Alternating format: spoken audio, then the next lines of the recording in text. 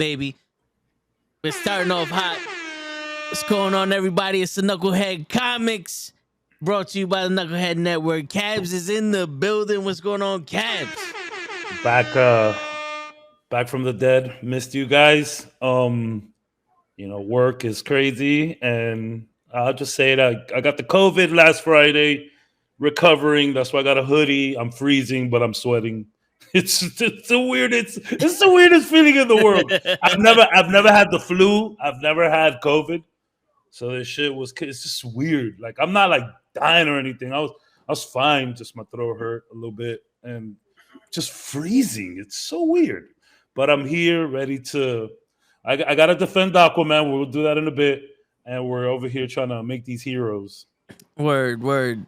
Cap, what's going on, Cap? What's up, everybody? Normal shit, normal day. Yep. And entering live, we got Lay. What's going on, Lay, in the building? Chilling. What's up, brother? Not much, man. Just chilling, man. Enjoying the night.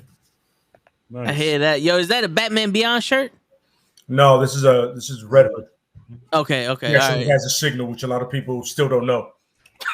A lot of people go, it's just the hood, right? No, it's that he actually. By the way, not a hood, a helmet. He actually has the sign. Nice. Yeah. Okay. So we out here. Yo, he's gonna be in that. He's gonna be in that Gotham game. I saw that. Yeah, I think he should be. Is he gonna Gotham Knights? Yeah, Gotham Knights. I'm going to play that. Absolutely. I saw a trailer for it, and I was like, I'm not even a big gamer, and I want to play it. They have the Suicide Squad thing coming out where you got to kill the Justice League, which looks fun. But I'm more interested in the Gotham Knights stuff. Just getting online with a few of the guys and just kicking ass. Yeah. Whenever they can make it like the Arkham City games, but with just the rest of the Bat family. But just exactly, yeah. I'm very, very down for that. Kicking names and taking ass. That's what we do here. But yo, man, we had a good time last week defending our characters. I know Lade loved it. Like, he got a whole new respect for Cyclops. Oh my god. And it was honestly, it was what it felt like? Defending an athlete you don't like, or defending a team you're not a fan of. Like, if you tell me to defend the New York Giants, right? I'll just sit there and go, holy. Like, I'll have to. I did this. I have to do the same thing. Look for facts. I'm like, yo, what is something that I can look forward? I can look at them and go, I can admire this about them. With Cyclops, I repeated myself a lot. It was very hard. It was very hard. Even with Captain Marvel, when I did Captain Marvel, that was hard. You know what I mean? Yeah. You don't realize how much you can't do that until you do it. Yeah. It's really fucking hard. It's hard. Yeah. Especially when you have all that animosity over years. Well, Cabs is about to experience. Oh, yes. But I want to get Cabs. I want you to hear the veteran of shows, description, his defense of Vision. So the Vision had a great director. It was a phenomenal character. He had a redheaded wife, and he has a diamond in his head. So so if you come anywhere close to that perfect description in defense of your character, then you got nothing. You got nothing to worry about, brother. I'm nervous. Now, wait, just wait. Now you got the stage. So, man, it's funny because you can see it like we couldn't be able to see it before. We got upgrades. Yo, I look terrible, y'all. I'm getting over the COVID. I'm freezing in my house. I'm wearing a hoodie, sweating balls. It's the weirdest thing. I swear, I've never had this feeling. Yo, is that a Clueless hoodie? That is a Clueless hoodie. Yeah. Yes, yeah.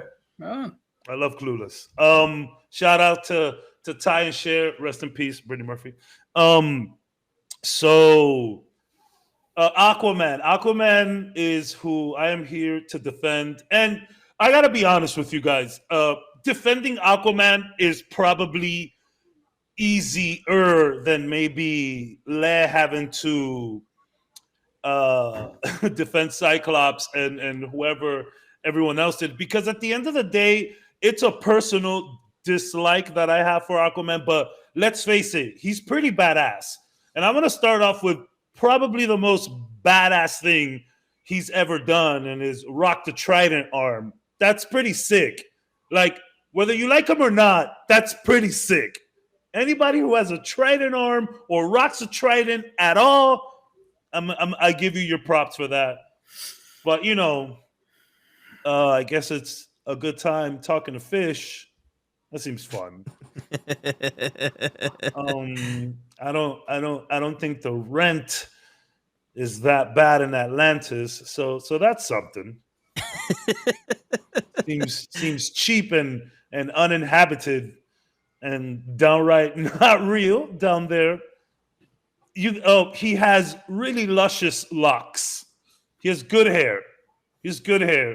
And considering that it's always underwater and there's probably no treatment ever put on that hair, for it to still be as glorious as it is, I got to give you that. I guess there's some kind of fashion statement that you got going on with your cream-colored top and green pants.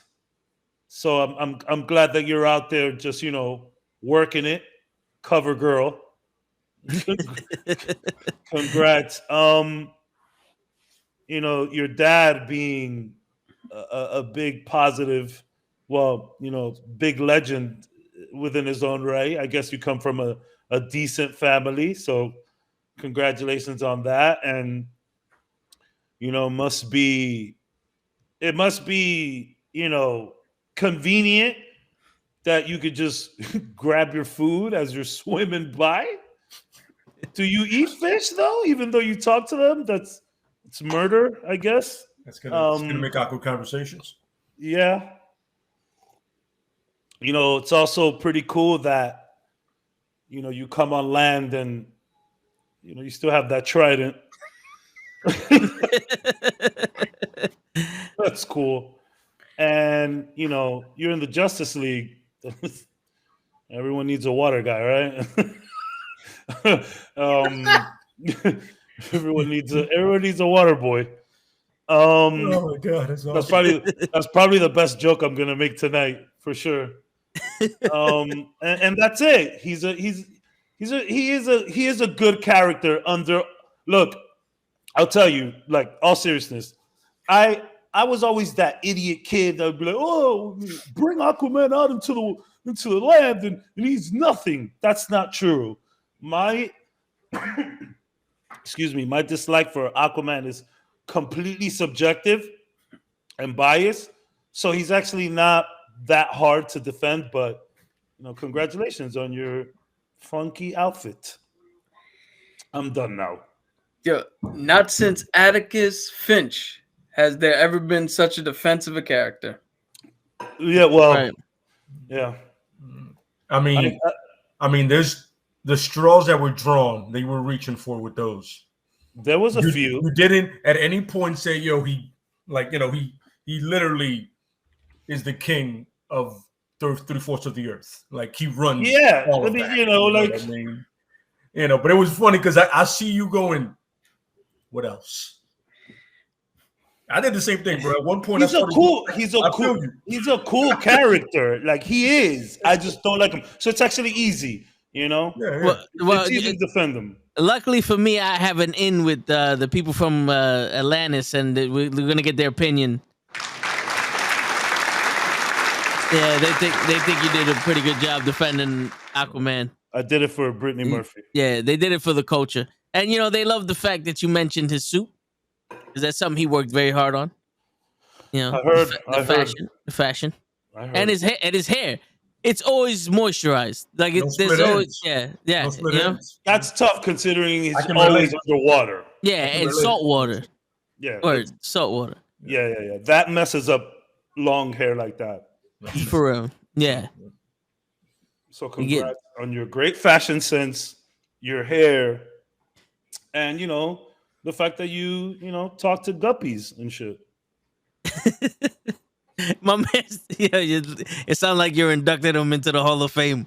Congrats on being in the Hall of Fame and having nice hair and talking to fish. Yeah. I hope it works out for you. What's going on, RKH? Yo, this is like watching Coco Beware's Hall of Fame induction. Legend Coco Beware. That's right. Speaking of legends, we're gonna get an opportunity to make our own legends in the Marvel 616 universe and the DC main universe, which I'm not. Is there a name for that one, or There's a bunch of numbers. DC main universe. I don't know. Right. It's one of the Earths. I don't say like Earth 2 or 3, you know, it's one of those two. yeah? So it's the main comic book run on the storyline, and we're gonna be making our own heroes tonight. And so Cap has some scenarios for us.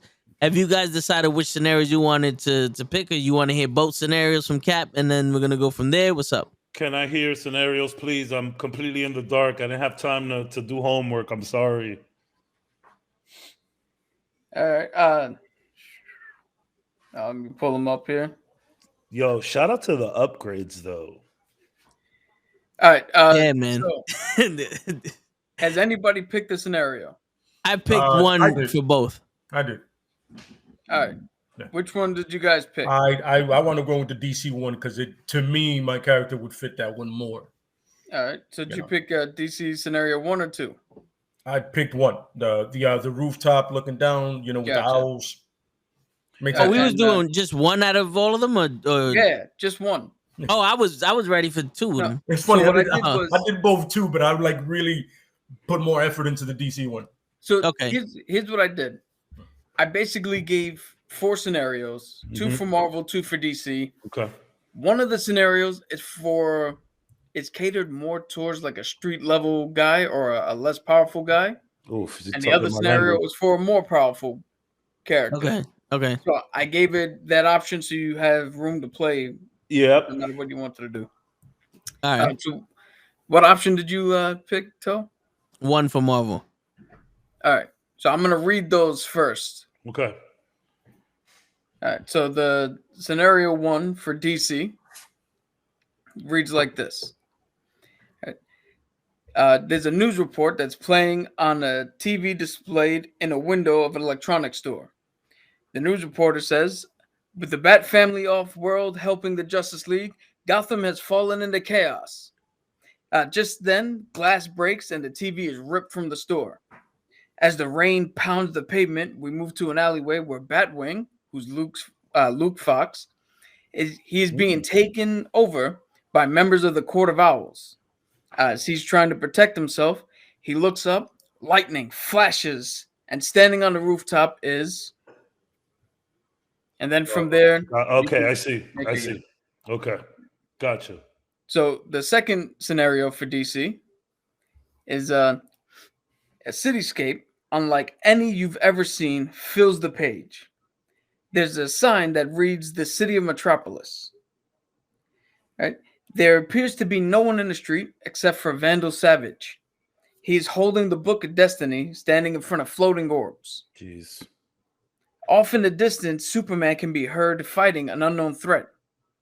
As we zoom in on Vandal Savage smiling, you can see other heroes frozen in a stasis inside the orbs behind him. The Book of Destiny forms blank pages ready to be written. And as Vandal continues to read the book, his smile fades and a look of confusion and anger appears. And then from that point... Okay. So that's the DC ones. Okay. Marvel scenario 1 and 2 here. Which I'm most likely going. So, Marvel scenario 1. Exterior of the helicarrier. All seems normal. All of a sudden, boom, there's a big-ass explosion. Moving onto the flight deck, you see AIM overrunning the helicarrier. Taskmaster has taken out already Hawkeye, Maria Hill, and Mockingbird. Whoa. Captain America stands alone at one of the consoles as the ship is falling. He presses a button on the intercom and says, "This is Steve Rogers. AIM thinks they have taken control of this helicarrier. They're wrong. If anyone is left that can hear my voice, you must not let them get to Sector C." You are standing in a corridor 2 floors from Sector C. You go to the intercom and respond. And then from that point, you get to pick what you say and go. Okay, gotcha. Scenario number 2 for Marvel. Baron Mordo. I have the thing open already. You can read it if you want, but I'm going with that scenario. I'm gonna read. I'm gonna read all of them since we're already in there. Baron Mordo stands tall in Times Square. There's destruction all around him, and at his feet are the Avengers. He is holding the Eye of Agamotto in one hand and Doctor Strange in the other. He looks into a camera that's broadcasting his victory and says, "The bill has come due, as it always does. Before me lies your so-called heroes, and now I'm Sorcerer Supreme, and this world will beg me for protection." J. Jonah Jameson, who's reporting on the devastation, says, comes on TV and says, "Is there anyone out there left to stop this guy?" And from that point, the story's up to you. Okay. Baron Mordo is who? He's Doctor Strange's bad guy. He's the dude from Red Belt. Okay.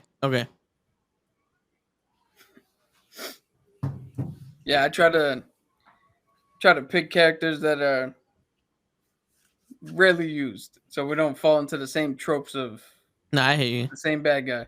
Sure. Could only face Doctor Doom, but so many times. Yeah. I hear that.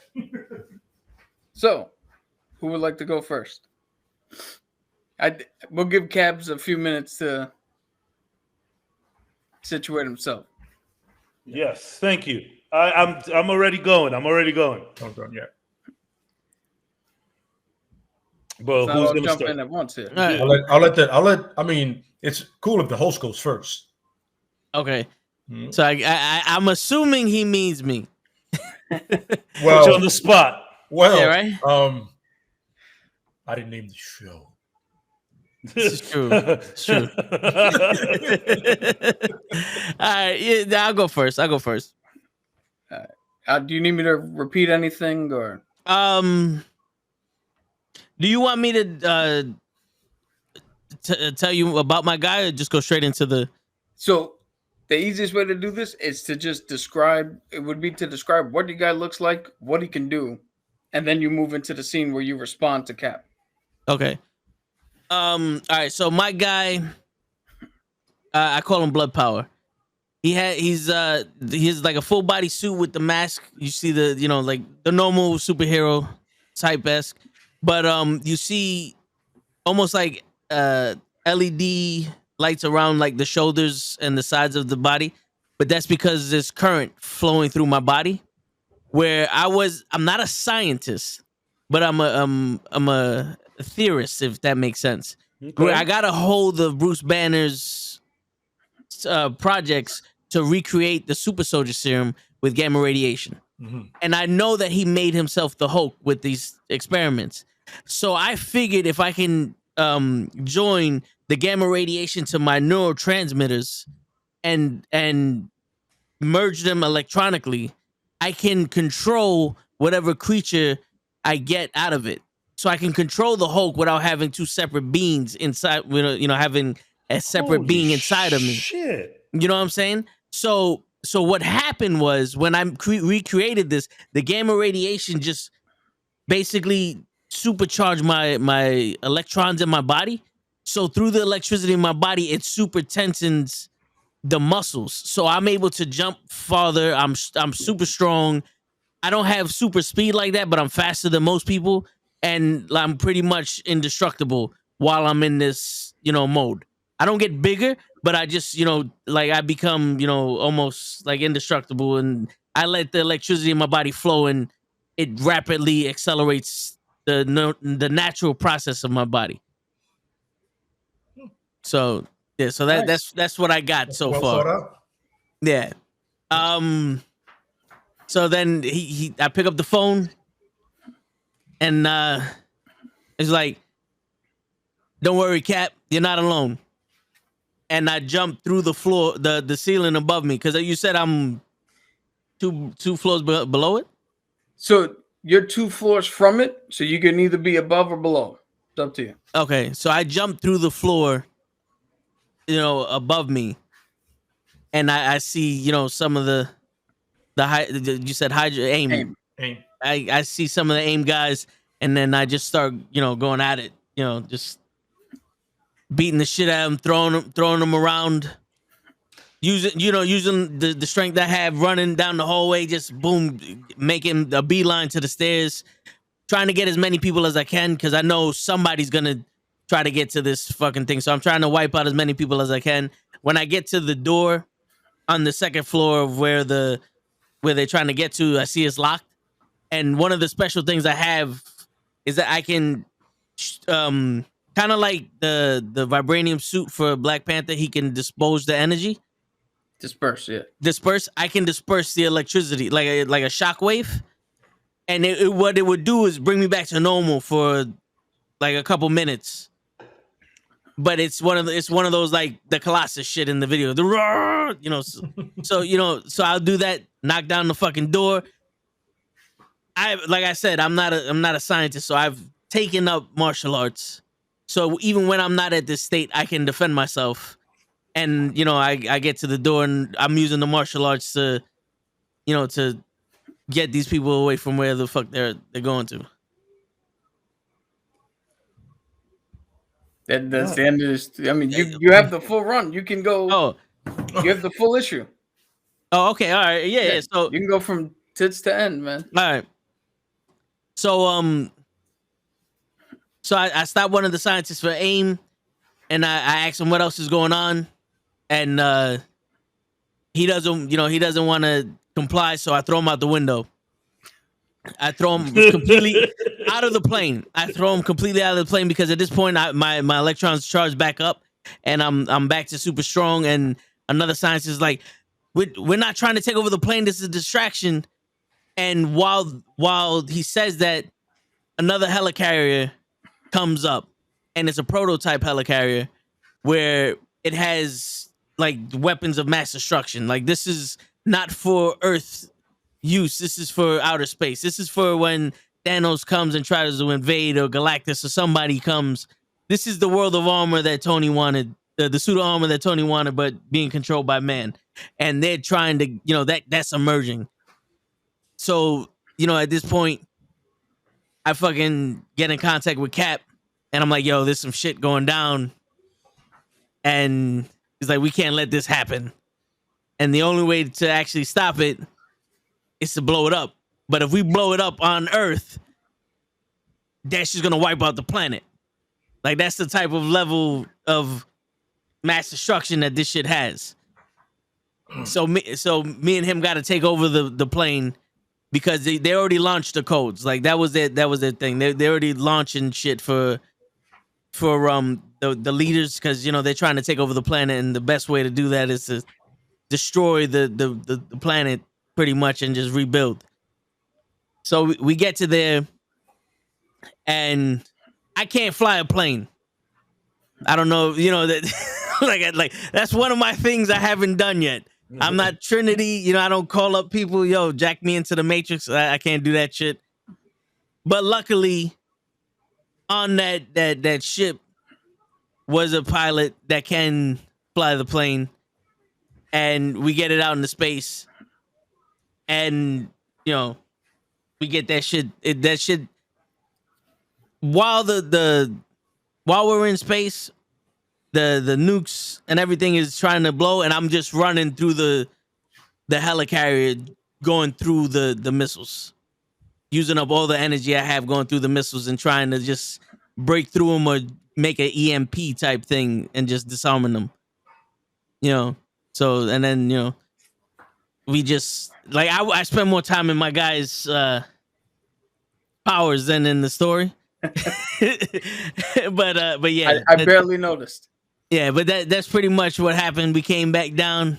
We had, you know, a glass bottle of Coke, and yeah, and Iron Man was like, "Yo, I didn't even need to be here, but here goes some schmormers," and that's it.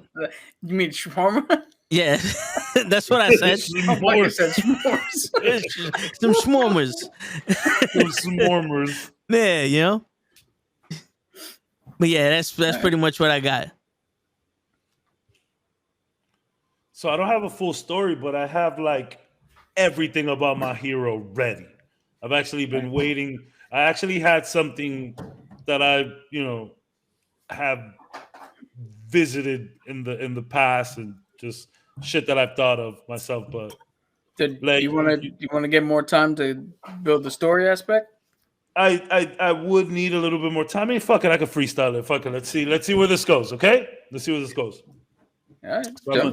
So I'm gonna explain a little bit about my guy. So I'm in between, kind of a ground level guy and a more mystic guy. A lot of which scenario? Same scenario he chose. Okay. Yeah. So I'm a little bit more down to street level, but there is a mystic side to me. My superhero name is Shadow Mare. Mare like a horse. I'll explain that in just a second. My powers include stealth, all stealth. I'm extremely quiet. I can blend in and out of anything. If I have to blend in the daytime in between people, that's easy. In the nighttime, it's even easier. I have an active camo suit that copies the environment around me. Think Metal Gear Solid 4. That he just kind of gets up on the wall. Any kind of surface that I touch, my suit just completely turns into that. I'll explain a little bit how I got that. I also am very tactical. Call me point guard or whatnot, right? I wouldn't call it super hearing, but I have an ability where I could, not an ability, but I pick up vibrations from touching the ground, kind of like Makari a little bit. So like I can measure footsteps by touching the ground. And I use daggers. A lot of oil introduced into those daggers.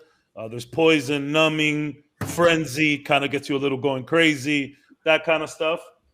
And my biggest power, I have a persona that comes out of me. It's like a mystic creature, and that's the horse. It's like a dark bluish kind of like shadow that comes behind me. It's a horse. He's we can communicate. His name is Rain, but like Reign, Rain. I know that kind of Rain. Yeah. So just a little bit about the backs. Go ahead. Oh, I know. No. That's I got it. Kind of Rain. Yeah. So, my upbringing or my backstory, I guess, I lived in a really rough neighborhood where constantly sneaking around was a good way to avoid fights, and that would lead to sneaking around, for more enjoyment, running into things I'm not supposed to. One day I was caught by the big crime boss of the block, and he actually recruited me to like help him out. He was like, "Hey, you're little, you're stealthy, you're kind of annoying, but I can use you." And he sent me to follow some guys. The guys went into a car, and I was still able to run and follow the car a bit, but another similar car came through and went a different direction, and I began to follow the wrong car. When I followed the wrong car, I ended up going to something that I was not supposed to go to. It was some kind of underground like trafficking situation, but they were moving everything around from drugs, humans to exotic animals. And Marvel, got to be careful what you fall into. Good word. So I'm sneaking around, and I noticed that this isn't who I'm supposed to be following, and it has taken me a little too long to report back to the crime boss. So he calls, phone rings, they immediately start shooting up at the rafters where I'm at. I fall into some chemical craziness that they were going on. I get infused with this shadow horse beast kind of thing that they got going on there. Shadowmare is born. I get out of there somehow. Those details are still to be found out.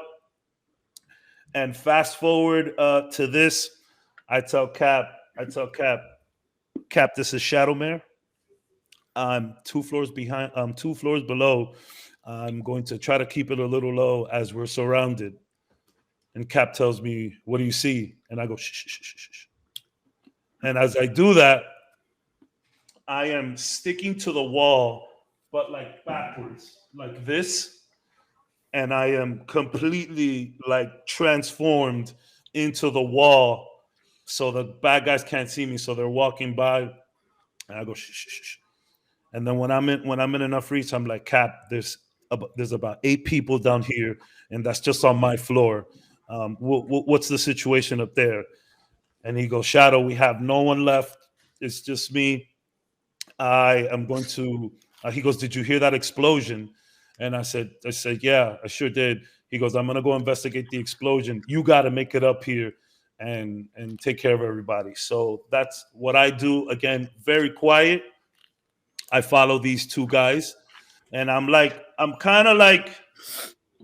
Ace Venturing it through the wall, right?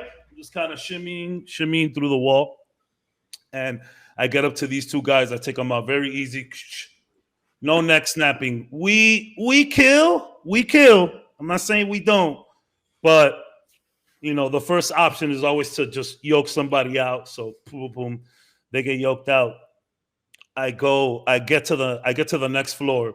Within this next floor, I'm seeing traps everywhere. There's things rigged. There's lasers. So I'm getting all through this. I hear a conversation between these 2 gentlemen, 2 soldiers, and they say, "It looks like we've taken everybody out, but Captain America, I feel like this is going to be easier than last time." And the other guy goes, "Last time?" And the other guy goes like, "Oh yeah, you weren't here for the time that we did this before." So I go up there, yoke one of them out. I take the other guy, and we start the interrogation, process, of course. And this is all in the shadows while everything is going real time. Again, I'm very stealthy. Guy looks at me. He goes, "Who are you?" And I'm like, "Oh, you didn't hear? I'm the newest Avenger." And he goes, "Avengers died a long time ago. What are you talking about?" And I was like, "Well, the name might have died, but we're still here." And I'm very upfront about my name. I'm like, "I'm Shadowmare. So what are you guys doing here?" And then they go on, and it's hard to get information out of him. He does a Captain America type of thing in First Avenger. He bites off a tooth and just starts, So then I immediately communicate with Cap. I'm like, "Cap, be careful. They have these things, and they're biting them and they're killing themselves before questioning." Captain's like, "Oh yeah, I remember that." So I make it a Sector C. I see that everyone's on the floor. I'm like, "Captain, what's going on?" And this is as far as I've gotten. Sorry. Hey, it ends in a cliffhanger. You're gonna have to get issue number 2. The horse thing, I should have been a big fan of, because you guys, I don't know if anybody remembers the Visionaries. Kind of felt like the Visionaries, like that comes out of their chest, that mystical animal. Yeah. So I was like, I can picture it. I can picture it. So Shadowmere is actually a horse from Skyrim. And I back in like 2013, I was like, "Yo, I want to do something with the Shadowmere person," and I kind of like had a whole little like character thought out. So that was the easy part. But story's on a cliffhanger, y'all. Right. Hey, like I said, the story's up to you, man. You story's on the cliffhanger. No, that's good. Give me a second before you go, lad. Yeah, and if you read the Captain America version of my comic, Cap goes, on his side, I say, "Why don't we just take the plane and ram it into the other fucking plane and call it a day?" And Cap was like, "We can't do that." So you gotta have to read his. That's taxpayer money, son. Yeah, That's funny because that sounds like Cap. Like, no. Do you know how much? One of these planes cost? Are you kidding me? That's Stark Tech. Yeah, this is sweet. I wish I thought about this more. Fuck. Word. Yo, we could always do this again. Yeah, for sure. Just like do another scenario, and we can either fit our characters into it or do a whole new one. Oh yeah. In fact, we could do it with a villain. Yeah. That's true. Yeah, just a little announcement. Show said he's gonna be on any minute. He's just eating so he can take his meds. I will cut mine short to hear show. I swear to God, I will. Because it's gonna be phenomenal. So funny. You'll cut yours short to hear show, and show will cut his short. Yeah, absolutely correct. Absolutely correct. So my character, the very beginning, you're not gonna get his name. I actually want to wait part 2 to it. And this is simply for the fact that it would piss off anybody in the Bat family, because they want to know right away, like, because that Batman thing is always like, oh, I have to know who I'm working with. He's on some, that's fantastic. Doesn't work that way. My guy's you're looking at a dude that's roughly, say, 5'10", 190, you know what I'm saying? Pretty solid built dude. He has like a black tactical gear, has gray right in the middle, 2 gray lines coming in. He has weapons everywhere. He has an extended spear with 2 sharp ends that are both poisonous at both ends. Yeah. You know what I mean? This is me. This is Shadowmare in DC. He has a sword that has a laser cut edge. It'll cut to damn near anything. Nice. One swoop, doesn't matter what it is for the most part. He has 2 blade daggers. Think of Craven. You know what I mean? But if he can throw them and they come back to him, that's the point. And then he has 2 what you would classify as Colt 45s. You know what I mean? But it almost has like a railgun bullet. Ooh. Doesn't leave a trace. It goes right through. You know what I mean? And it's rechargeable. Anytime he pulls them in his holster, it recharges right back. And then he has an assault rifle, which can change it to a sniper rifle. Clearly, you got to go both. You got to go with both of them. You know what I mean? Grenades, the whole 9 yards. You know what I mean? But the suit doesn't cover his face unless he wants to. Like he has a retractable mask. But most of the time he doesn't rock it just because he has no shame in anybody knowing who he is and what he does. You know what I'm saying? So Batwing is the moment again, and all of a sudden you see a spear go through one of the talons or through one of the coat of owls right through his head. Ooh. And he looks up, he goes, my guy drops down in the middle, daggers, blades, everybody's getting it. And then he opens up a jacket that he has on, and you see coat of owl mask and some talent mask off his belt. And then Batwing naturally, you can't kill people, but I appreciate your help. And he keeps talking and talking. And then my guy goes, I thought you Bat family guys were quiet. You talk too much. You're checking attention. Shut up. He goes, I appreciate your help, but I don't like the insult. Once again, you talk way too much. Now, we're doing something about this, or you're going to stand there and keep talking? Jaw checking. Let's go. They move down the street, and they start systematically taking people apart. Batwing and stopping off, but then my guy goes back and kills him. He goes, what are you doing? You understand how these people work. They don't let people live. They've been running Gotham under your boss's noses for ages. And you guys want to throw them in jail? Something that they own? No, it doesn't work that way. Die, we keep on. Then at one point, Batman goes, I can't do this. And he flies away. And he goes, better yet, I'll do it myself. Then he runs into the Riddler. Oh, shit. The Riddler and his gang, it's like he sees them and they're about to break into a bank. He goes, isn't this redundant? You're robbing a city that's already in chaos. And he shoots the Riddler in the face with the railgun. Oh, he goes, it's amazing. Even a genius has nothing in his head. Puts his gun away. Whoa, I love that. I love that line. Keeps rolling down. You know what I'm saying? And then he figures, if I just kill the Riddler, wouldn't it be easier to kill all of Gotham's big bads? Good. Goes to the Iceberg Club. He realizes that it's all fine and intact. And then there's men surrounding the place. He goes, I see the Penguin is better off than most. No problem. Sniper rifle, sniper bullet right through the Penguin's chest. You know what I'm saying? Cut and dry. He finds Two-Face, 2 in the face. I'm getting both of you. You know what I'm saying? Just in case. I'm getting both of you. Oh, that's awesome. Then the coup de grace, he finds the Joker. He shakes the Joker's hand and says, now the Joker's having a field day with the cops. He's using them as target practice for his cards, his blade cards. He's literally just have bullseyes painted on him. One guy comes up behind him, takes one of the cards, slits his throat, and then pops it right in front of his head. And he puts him in front of the bridge when you come into Gotham City. Come in at your own risk. Damn. It ends there. Jeez, my man did all the work Batman couldn't do in a night.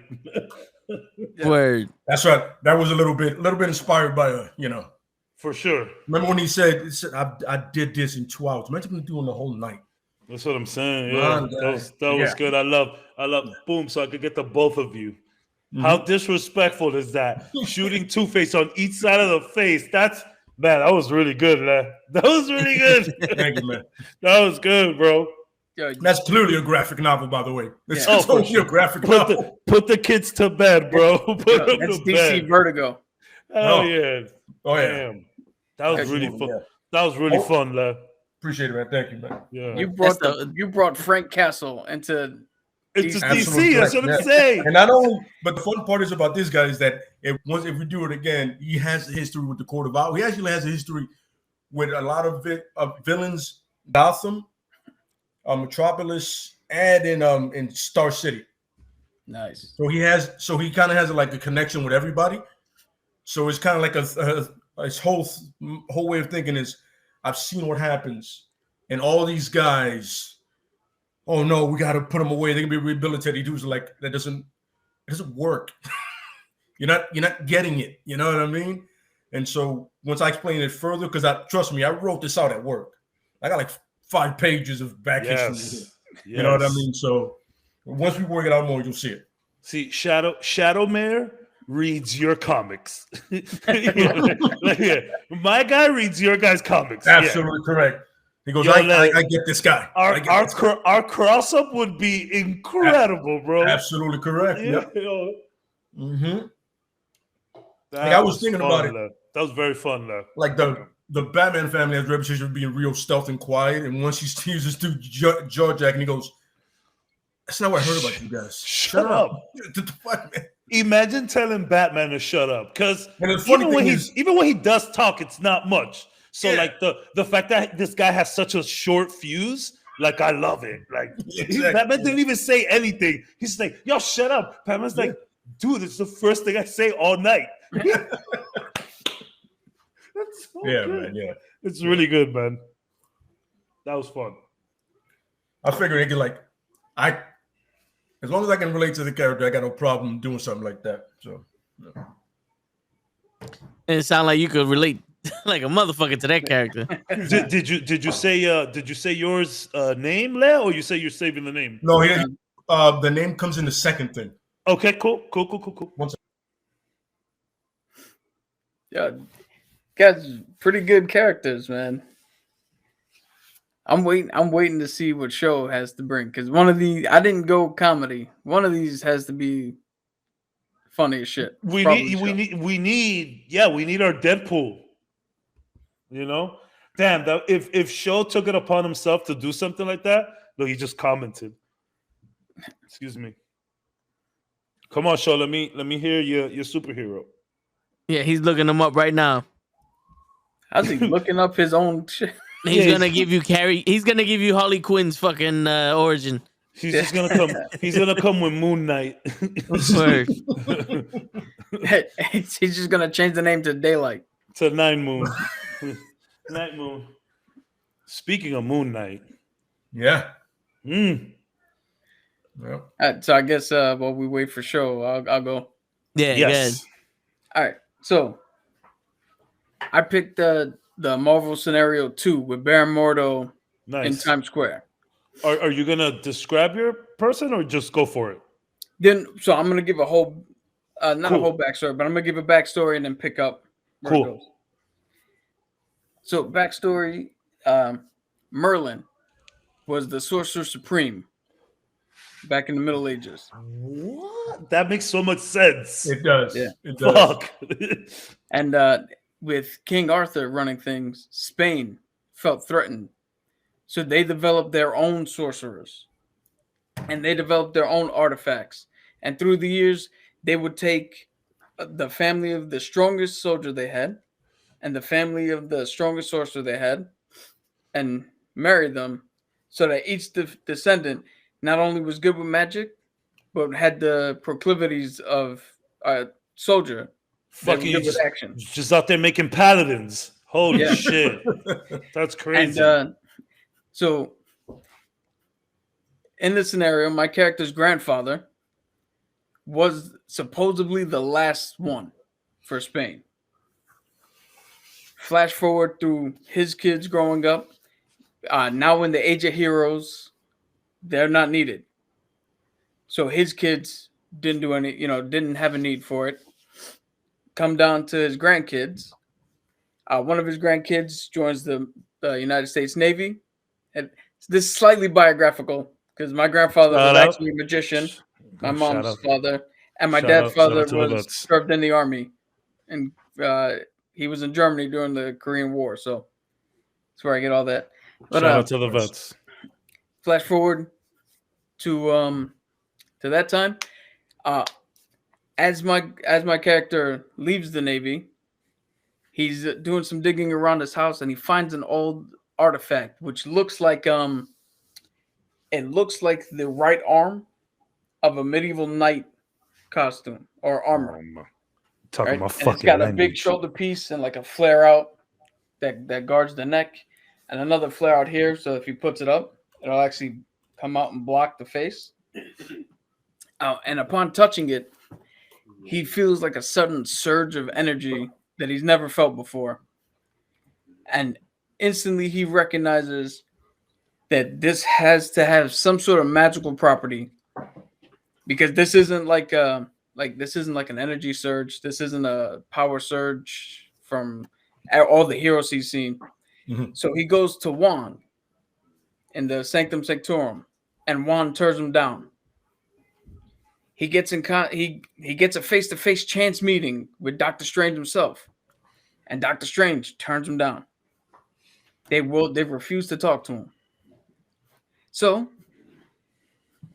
he goes on a quest to find somebody who will show him not only what this is, but what it can do, and unleash anything that's unlocked in him.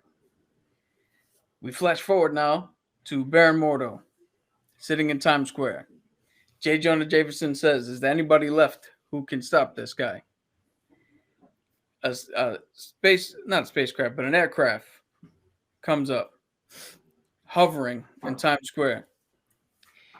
Drop down, you see silver metalish armor, a green cape, and a hood. Oh shit! And Dr. Doom is standing there. Oh shit! Dr. Doom is telling Baron Mordo, "You think you've accomplished something? You're wrong. You've accomplished nothing. Now put aside your petty grovels, your little fucking feud that you have here. You are interrupting something that I'm trying to do, something very important." And Baron Mordo uses his magic with the Eye of Agamotto. Bam! Blasts Dr. Doom. Like, disintegrates him. We find out it's a Doombot. Okay. Dr. Doom's voice booms over the speakers, going, "Ha! I see you want to handle this in a more barbaric way. Fine." On God. Absolutely. Then, this time out of the back of a ship, you see a figure who's clad in brown and green, with his right arm that's what do you call knight armor shining silver with gold inlays. He hits the ground. Baron Mordo looks at him, fires off another blast. The dude puts his shield up, no effect. Looks at Baron Mordo with a smile, gives him a little wink, puts forth his hand, calls down lightning. Oh my! Blasts Baron Mordo. Right at that, we flash back to the journey that my character is on. Who's, by the way, his name is Knight. Right, the journey he was on led him to Latveria and Doctor Doom, who was the only one who was willing to train him, because Doctor Doom recognized what the armor piece was. Question: Is that NIGHT or KNI? KNI. Perfect. Yeah, kind of looks a little like my tattoo. Oh, okay, gotcha. It is, in fact, it is my character. But so Doctor Doom recognizes what that artifact is, and reveals the lineage behind it.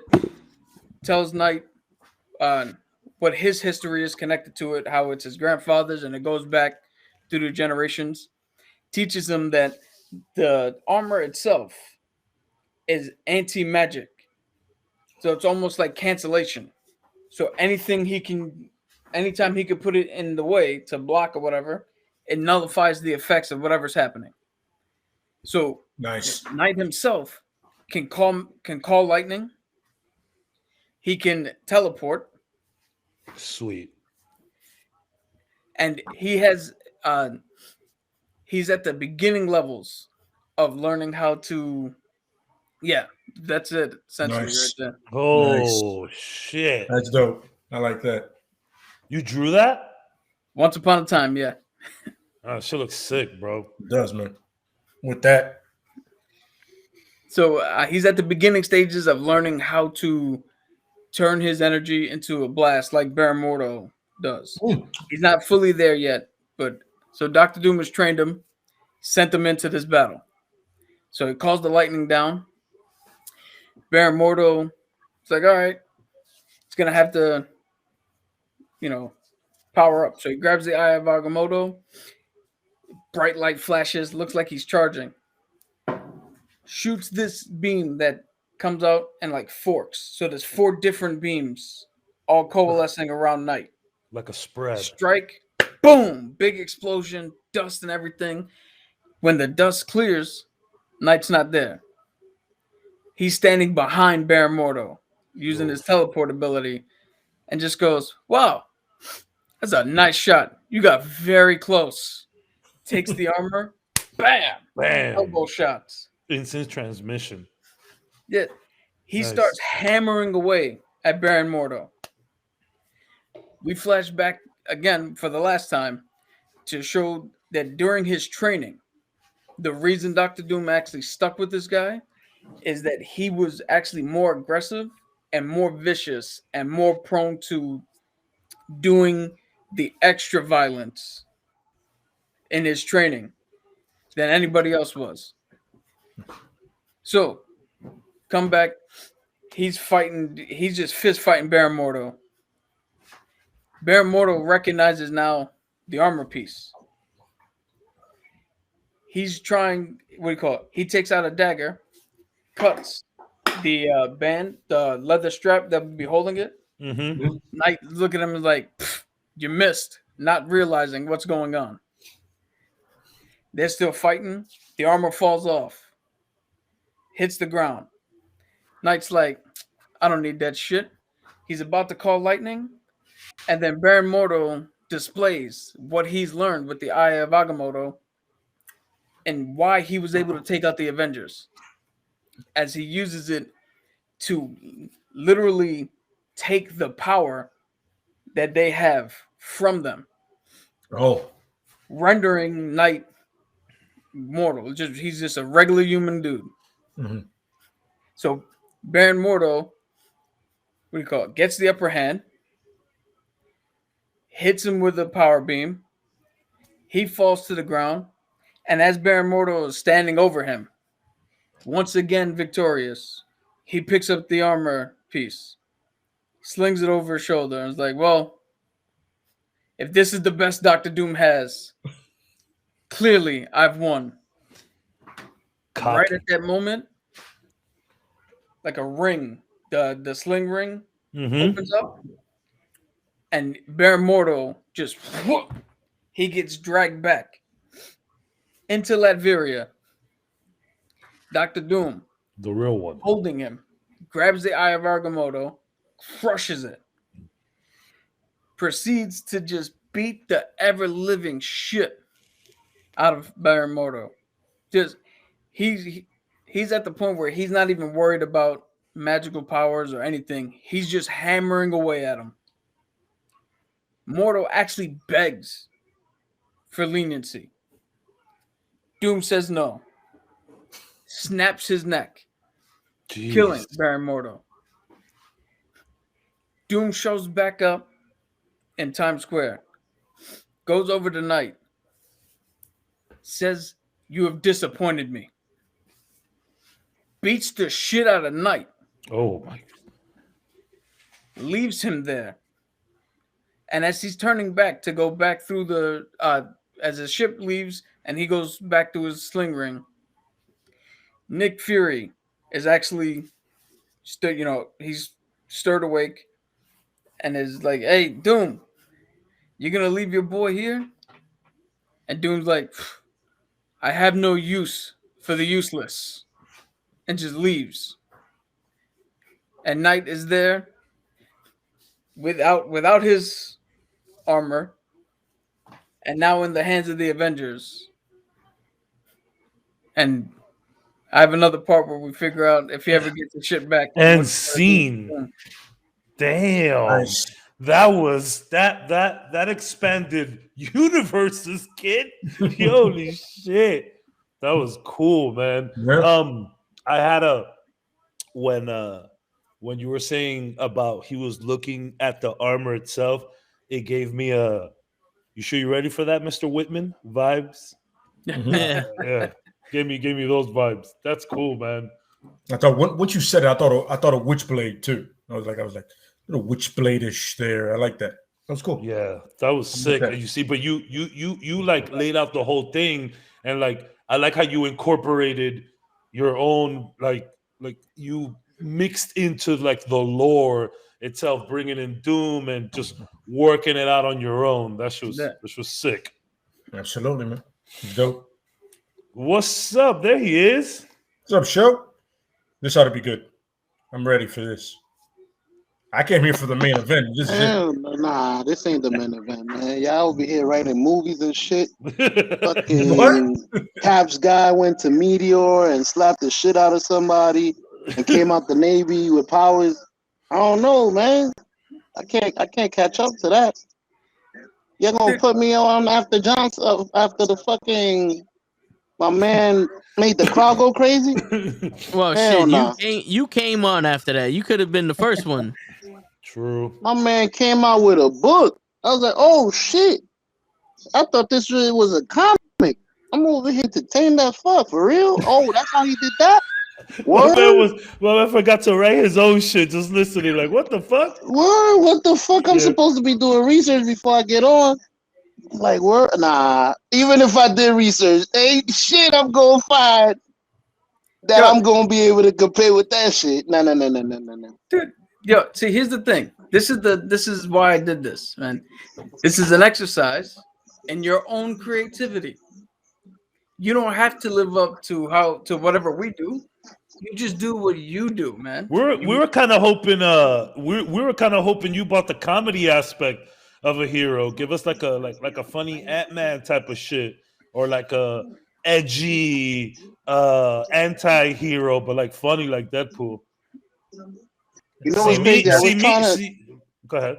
Go ahead. Nah. Well, what did you do? No, me. Like, I just when I created, so this is somebody. This isn't like a hero that I've always thought of.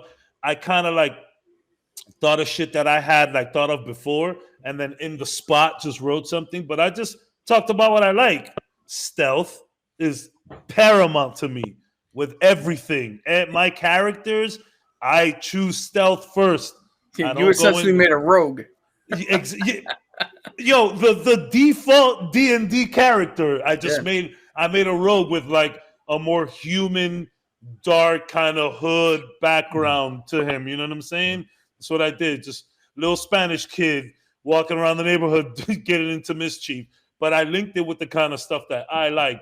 A little bit more mysticism, where his persona comes from. That's also from a video game that I like as well. Good video game, Persona 5. But Shadow Mare, again, that name that's from long ago from Skyrim, but it was all stealthy. And then I got the stealth suit. I got the poison daggers with a bunch of oils. I got the super hearing. It's very tactical. I just did shit that I like, just go like that. See, I could have followed that because that shit sounds a lot more like what I did. There you go. That's exactly what I would have incorporated in mine. What you like? Well, not that stuff because I wrote down some of my stuff. Please enlighten us. Well, the crazy thing is I did what you did, and then as fucking Cap was talking, I'm like, shit, I gotta come up with a story. So I started thinking about something. I'm like, no. You ain't gonna kill me like that. I'm gonna have son. So my guy, what I was thinking of, my guy uses the gauntlet in a different way. Instead of using it to snap, he goes around collecting the same thing, but instead of collecting a stone, he collects your power. I don't know.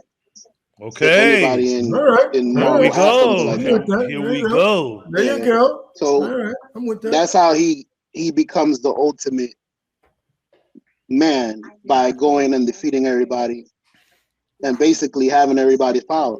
Like whatever you use on me, once you use it once, it's over. I learn it. I keep it for myself. So basically, you got to defeat me without using your power. But once you do use your power, it's mine. Shultron. Some of the Shultron? I gotta look that up. Shultron. I never heard of him. That's you, Shultron. Oh, Shultron. Man, I'm thinking you gave me a character that sounded Shultron. That shit sounded official. I'm like, Shultron. Hold on, Hey Siri, who the fuck is Shultron? Actually, Shultron actually sounds pretty funny now when you say it so like organically. I was being stupid. Nah, that shit sound crazy. Shit. But some of the powers I would want is the ability to do everything right at the right moment. I don't know if there's a character that has that. Ant-Man? So basically, you're just like 100% luck all the time. Like everything I do is exactly. Yeah. Your long shot and dominant mixed into one. Yeah. I definitely would want some density manipulation. I do want to go through walls. I want to do shit like that. Yeah, I'm not gonna lie. I thought you said dentistry. I was like, okay. He wants to be a dentist. Gotta keep the lights on, bro. Gotta pay the bills. I got you, bro. I gotta pay. Captain America Senior is a dentist. For real? Chris Evans' dad is a dentist. Yeah. I didn't know that. That's crazy. Learn something new every day. There you go. Hey. Is there a character that knows any language, including math? They all know English. No. I want to be able to. I want to be able to master every language, including math. I can speak any language. I don't think there's one that's done all languages, but has a real heavy understanding of all dialect, maybe.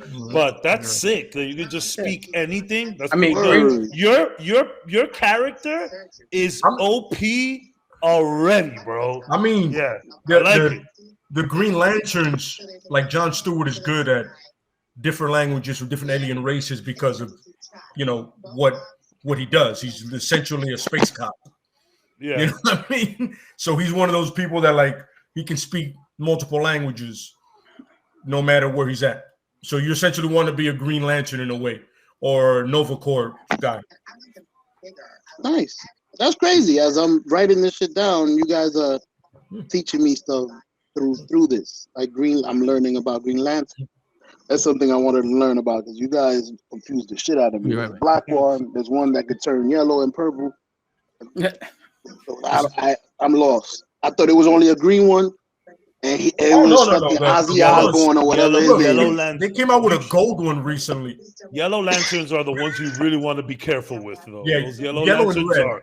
Yellow and red, you don't want to fuck with. You don't want to fuck with those. Red is rage and yellow is fear. You don't leave those alone.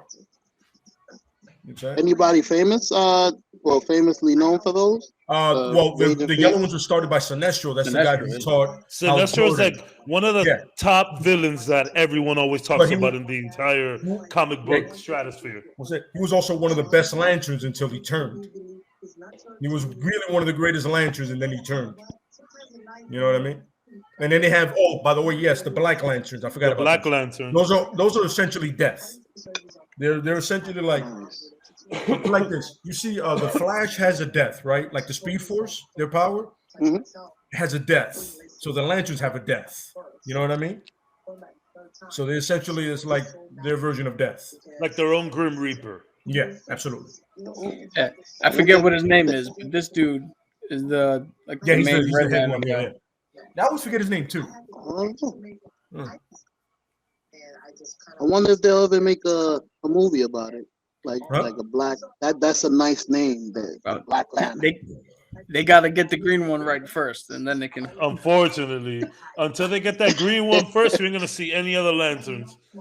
You know what's funny though? I'm not gonna lie to you. It would be crazy to do like Sony's doing with the villains, but you do it with Sinestro and then work kind of backwards, like work toward towards the lanterns. You know what I mean? Like he's destroying a planet. All of a sudden he goes, "Let me tell you how it started." That's what my character is missing. Like so then it's funny because Cap, we could start, making like our own team affiliations. Like, you know what I'm saying? Like you sound someone straight out of the Midnight Suns. You know what I mean? Like where like I come off as more like a hero for hire. Like I'm putting that in my backstory. I spent time in Seagate with Luke Cage. Like that's it. I'm good with that. That fits. That fits perfect. I did some time. I was in Seagate real quick, but I had to keep my abilities and shit quiet. But I was up in Seagate with Luke Cage. Yeah, I like that. That's what I'm gonna start thinking more because that's what I like. What you did, Cap.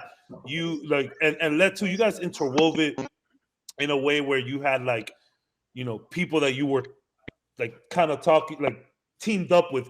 In my little scenario that I did super quick, of course, I just talked to Cap, but like I want team affiliations for sure. I want team affiliations. Like my guy's history, it'll go into the League of Shadows, Lady Shiva. They don't even get to the point where he's crossed with Black Adam and Shazam. You know what I mean? Essentially being hired by Black Adam goes, listen, for me to do something, it's a lot. And I'm gonna bring a lot of attention.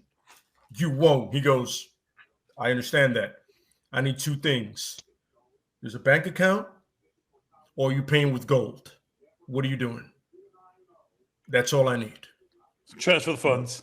Absolutely. And the whole reason for the gold is it's harder to trace.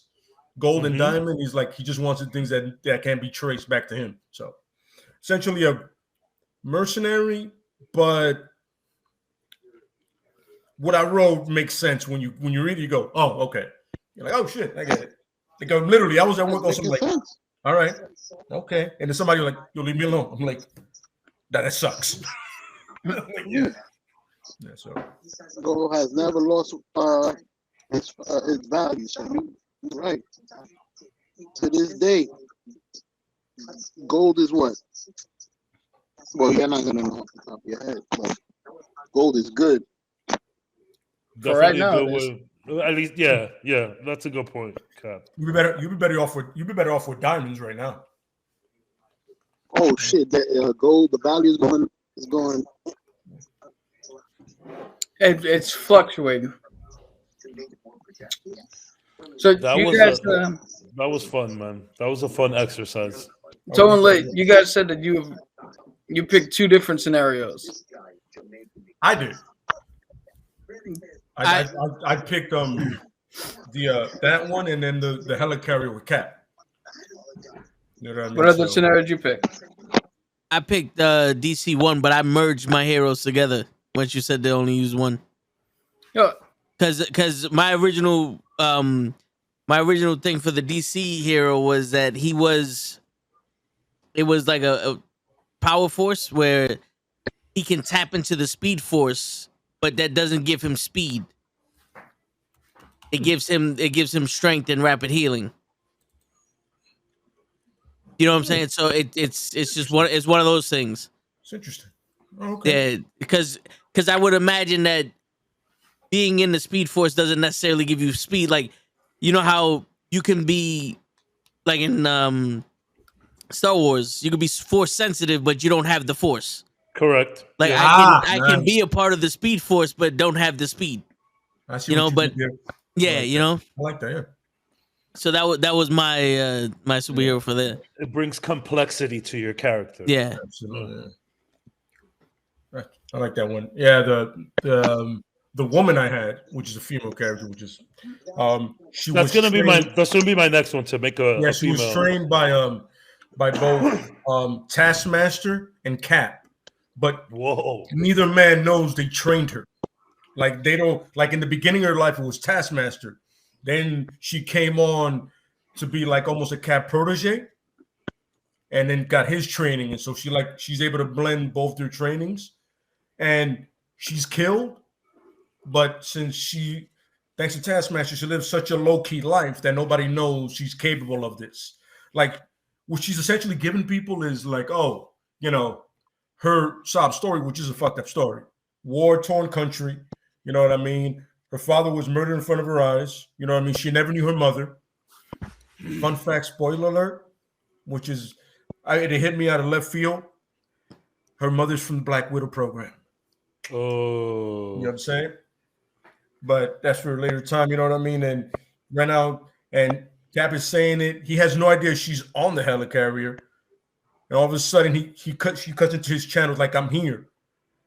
And he's like, oh my, what are you doing here? It's like, you're supposed to be in another mission. He goes, I saw it, and I came right to you. So, you know what I mean? And it kind of goes from there where she winds up helping him throughout the whole thing. But then as that's going on, he starts to see the Taskmaster training.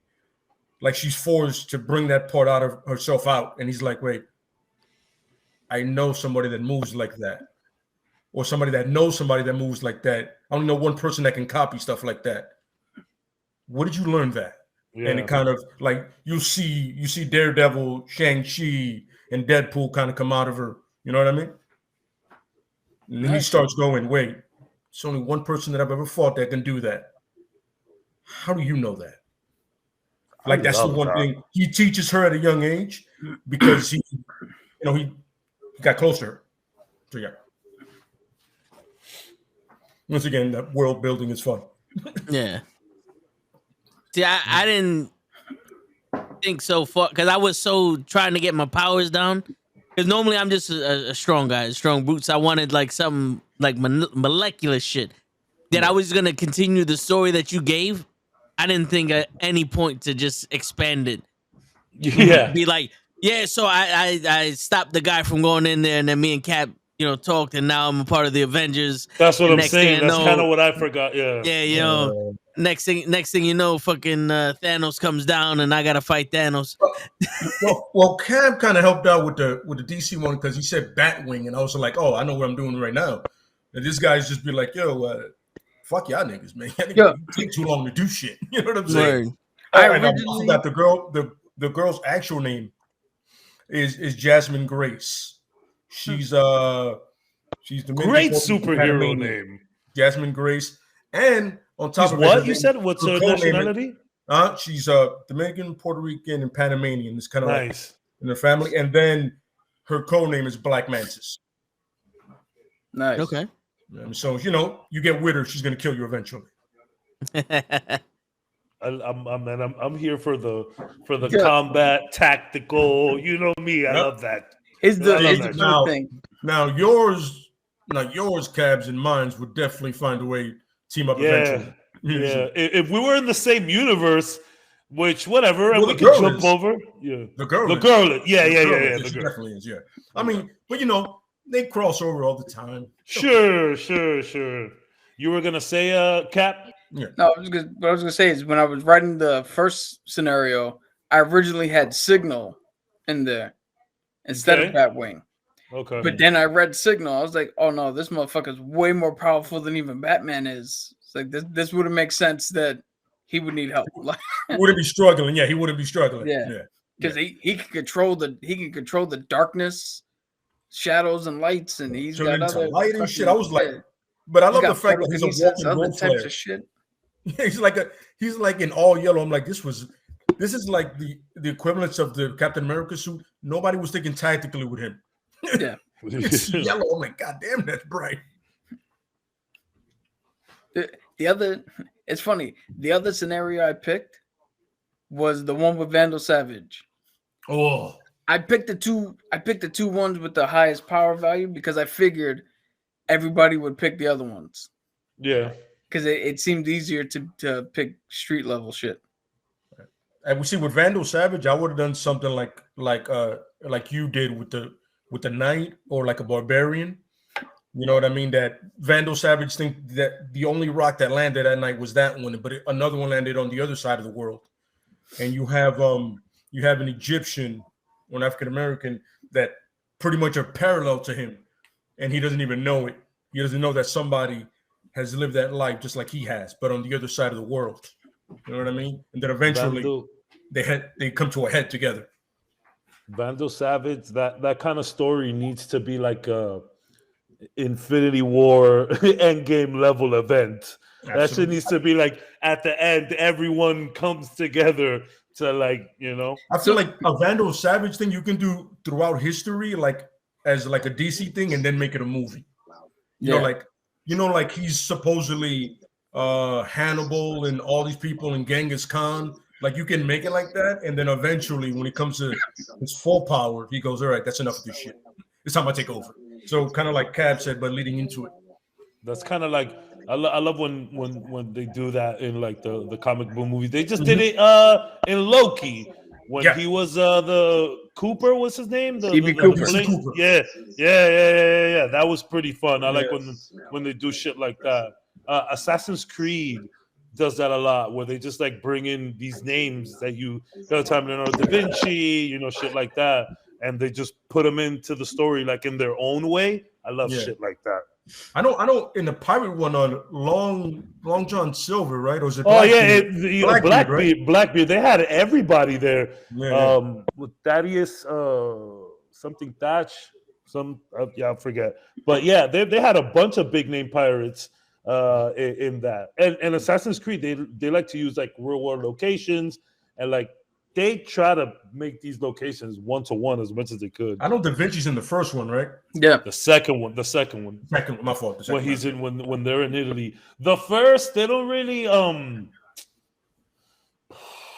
in Jerusalem. I mean, they gotta have some people there, but I don't really remember. I remember the big one was like Da Vinci, and the way that they used them, like Da Vinci would, you know, make weapons for Ezio, the main assassin. That shit was so cool though, because like who else was gonna do that for? Like it had to be Da Vinci. Like he's fucking painting and shit, but in the back, my man is making fucking hacksaws and shit. That I love that kind of shit, bro. This shit is cool. Mm-hmm. Mm-hmm. Right. But the first time I read Savage and I saw like the way he came up through history, I was like, yeah, that makes sense. I can see that. And like, you know, back then, there's like no real records of the way people look. So paint them however you want. You know what I mean? Yeah. You know what I'm saying? It isn't so modern days. You're like, yo, he looks exactly like that guy. Well, that's his son. That's his grandson. I got to go into more Savage stuff because this sounds just extremely overpowered. Yeah. He's, you know how Kango was like, oh, it's just my grandfather, my father, and me, doing all these movies. Essentially that's what he started doing. It's like, oh, it's just We all look alike. Are we done with the exercise? Because I'm glad that you bought that. I'm glad you bought up the Eternals. But are we done with the exercise? Oh yeah. Yep. Yeah. Just real quick, I wanted to just say what I would have done. Please. The whole crux of what I would have done with that scenario was that as Vandal is reading the Book of Destiny, it's telling him that he has pretty much decimated all life, putting it in his image, but there needs to be a counterbalance to that. And as Superman is fighting off these strange creatures that Vandal has made, he saves someone, and the person he saves, the Book of Destiny is writing Superman saves this person and who this person is. And when he stands up, first thing that happens, the Green Lantern ring flies off of Hal Jordan straight onto the sky. Wow. And as he's looking at it, the yellow, the red, the white, All of it. the black, He's in control of all Lantern powers.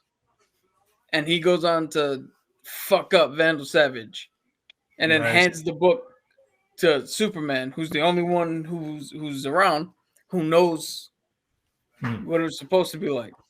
And they spent time putting the Book of Destiny back in order to put things back the way they're supposed to be. Mm-hmm. I like that. That's cool. So yeah, all of the Lantern powers, shit. Yeah, that sounds insane. See, that beats my scenario of listen, motherfucker, drop the book, and then I fuck him up. And then I had this thing of like, what is Vandal Savage afraid of? This dude uses the yellow lantern ring to project a fear. Then you see the guy red in rage, hammering him. But everything he's using would be constructs as the Green Lantern.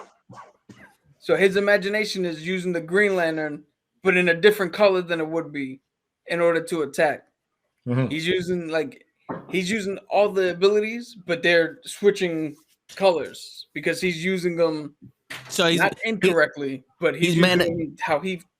So he's manifesting your fear through the Green Lantern's imagination. Yeah. Okay, that's so. And with the hope, he's controlling his own rage to project it on you. Yeah. Type shit. Yeah, that's dope. I'm with that. I like that. With that. It'd be like their version of the Infinity Gauntlet. Some of us are way more grounded than others out here, bro. I feel like my guys gonna see them and go, yeah. Huh.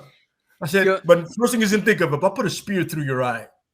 I am too grounded. Like, I have a mystical ability, but it's, like that shit is like for extreme. Like I can't ride this freaking phantom horse. You know what I'm saying? It's just like a persona that comes out of me. He like charges forward. These guys are doing crazy shit. My goodness. Here's the thing, right? I knew on purpose that the ground level heroes would be easier to do. For sure. But I put the powered guys in there in case somebody wanted to stretch out. But like I said, my grandfather is truly a magician.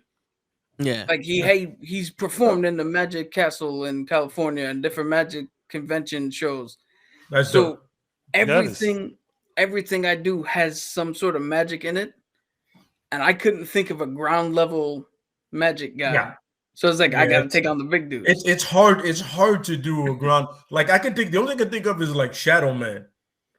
From Thing Valiant. The only thing I can think of Shadow Man, but then again, he gets really dark really fast. So it's like and he's based in New Orleans, like the voodoo capital of like the United States. You know what I mean? Yeah, I don't really know anybody like that. You know what I mean? Gambit does card tricks, but that's not magic. And for me, the boxing, the martial arts, the 80s movies, like I thought of how can I put this all together and make it something that makes sense and also piss off Batman fans at the same time.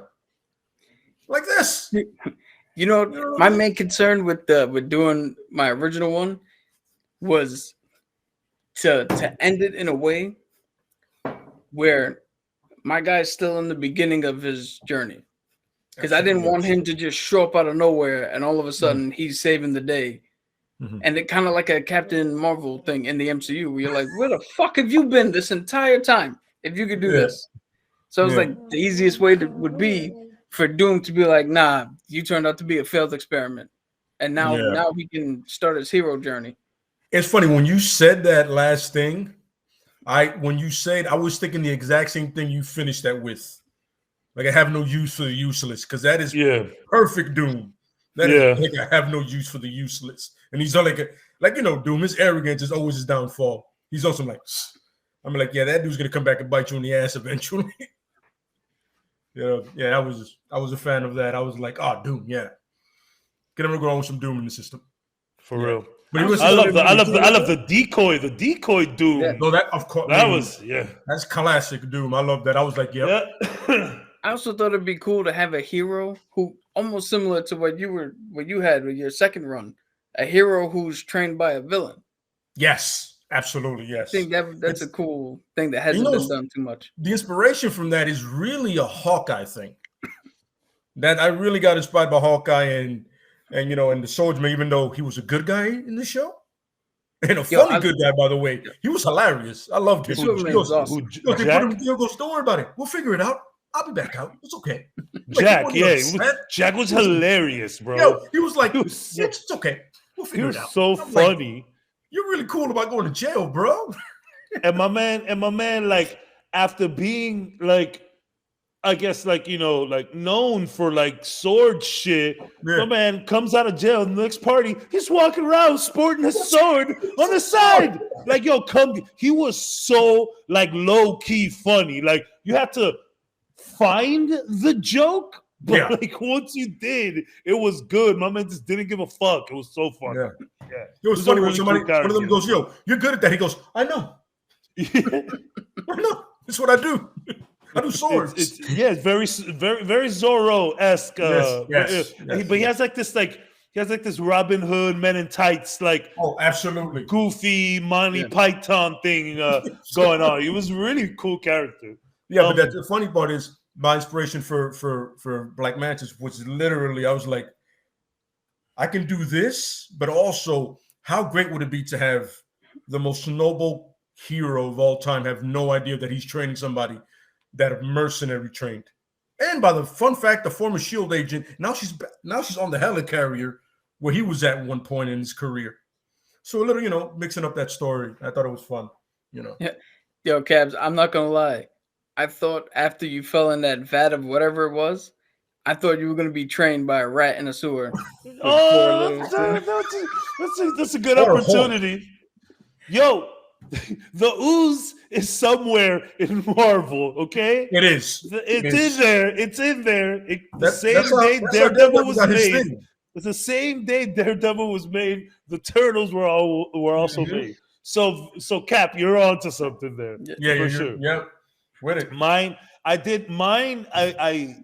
again, this is something like I never put it to this much detail. It's just something that would think around. But mine, I took a little bit more into, like, my inspiration was in a weird way Blade-ish. I wanted to keep it mystic, but obviously not a vampire. But troubled youth. You know what I'm saying? Dark look to the armor. The active camo. That was a nice touch, by the way. I just always like the whole notion of, just being able to grab something and turn into it, like, almost chameleon like. So I just ground level is just more something more that I relate to, and then keeping it dangerous neighborhood, something that obviously that we went through, and there was.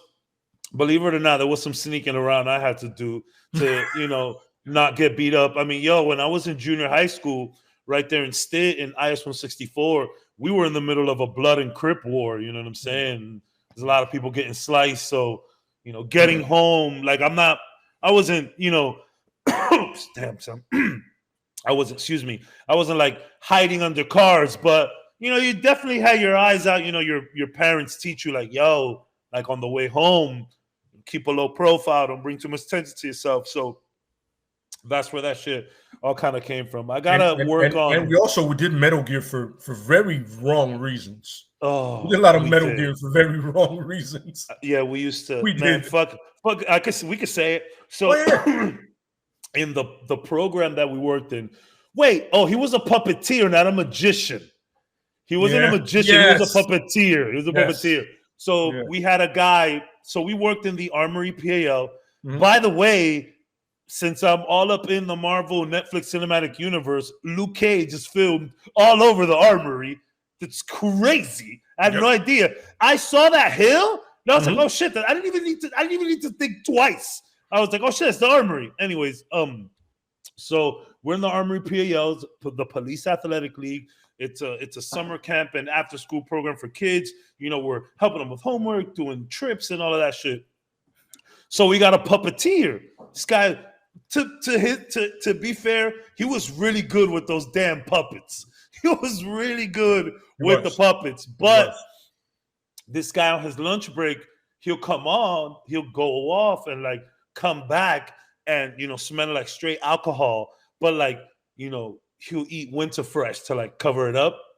So we caught him and we got sent on a special assignment to like follow him and see what he does. And we brought back evidence. We brought back a little bottle. It was a very fun experience. Damn, Shadowmere was out there in real life. So we was really metal gearing out there, bro. Like there was this one time, I just now had a picture of you guys trailing somebody in the park, and when he turns around, you just throw a box. Or just like fucking like stand somewhere trying to look natural, but you're like not looking natural at all. You're just like, you know what I mean? Like as the dude's walking, just bring the exclamation point comes up. And you're like, oh, gotta luckily stop. Back then you can get on a payphone because they had those. You could be on some. It's time for a new Metal Gear 2, man. Metal Gear 5. Oh, Phantom Pain, man. Phantom Pain. It was a great opening act, but that last act. Anyways, what I wanted to ask you guys, somebody had mentioned Eternals. Has anyone taken the plunge and watched it again now that it's on Disney Plus? I did. Is it? Tell me. You feel a little better about it, a little worse? Makari is so good. Oh my God. She's so good. I've watched that shit already like 3 times. I've watched it more than Shang-Chi. I don't even like this movie more than Shang-Chi at all, but it's really good background noise. It's good white noise. Yeah. But excuse me. I enjoyed it a lot more watching it at the crib. I tell you what, it's not Watchmen. Watchmen, I had to watch a few times to appreciate it. You know, the first time I saw Watchmen, I was like, this shit is horrible. Then I saw it again, and like 2-3 more times, like, okay, I get it. I'm starting to get it. It's growing on me. This one, it was like, nah, the more I'm watching it, the more I'm like, yo, the plot holes on this shit is crazy. The only thing they did was show why they didn't go after Thanos and why they're not there anymore. But other than that, it's, and they showed you can have Galactus. You can have Galactus show up because that motherfucker was as big as the planet. I mean, look, I'm not gonna lie to you. At one point, after I watched episode 5 of Boba Fett, what up? Best episode out there. You know what I'm saying? Period. Hands down, best episode. I watched it several times. Okay. It's an amazing episode. That episode was good. I was already on the Disney app, so I'm like, Eternals is on the real big thing. Like, it's like it's front and center. And I'm like, Hawkeye. I swear to God, I went back to episode 4 of Hawkeye. I was like, no, I can't do this to myself. But I'm not gonna lie to you. I'm gonna eventually, sometime next week, I will rewatch it. Put it on. Right? No. You know what it is? I like to be fair. You know what I'm saying? Because I went in there and I watched it and I was like, okay, all right. You know what? Listen, I listened to the Ja Rule album twice to make sure it was trash. Just throwing it out. You know what I'm saying? Yo, I bought it the second time after I listened to it. I was like, out of the window. I threw it out. Case and all, $14 out the window. But I'll do it again. But I've watched Shang-Chi about 4 times already. I've watched Shang-Chi. I've watched Shang-Chi 3 times. You know what's gotten better about it? The villain. Yeah. The villain. The Mandarin is good. The villain. I'm like, this guy should have been he should have been the first Mandarin, first of all. But I appreciated that he's this Mandarin for this movie. You know what I mean? And the conflict between him and the son is a beautiful thing, you know what I mean, in a sense. It's like you see it and you go, you know what? I get it. You know what I mean? Like the kid doesn't want none of that, but the father's like, yo, let's be real. You're a killer. You can kill anybody you want right now. Captain America don't got shit on you right now. I told my men that they wouldn't be able to kill you. I'm glad I was right. He was, But so I don't know what it is. Like, I know that I'm in the minority, and I know that Eternals has its issue, but I really enjoy the story of that movie. Yeah. I think it's so it still follows the same formula as an Avengers movie where they gotta get the gang together. You know what I mean? It still does that, but it's their story. I think it's interesting. What up, Big Fool? To see like them through different times of the world and the universe and all of that shit. I don't know. I find it interesting. All right. So the one thing for me, well, two things for me about the Avengers, the Eternals movie, right? I like the Avengers. You go the thing was, they said we can't interfere with the humans. But they were literally there to interfere with the humans. They were there to interfere with their growth of technology and knowledge. They weren't supposed to celestial. They weren't supposed to interfere with the conflict. No, I know. Yeah. I'm just saying. But also, me learning the hard way, did research on the Eternals before the movie came out. And the one thing that I've learned that I was expecting from this movie is the Eternals have very similar powers, but each one of them do one of their powers better than the others.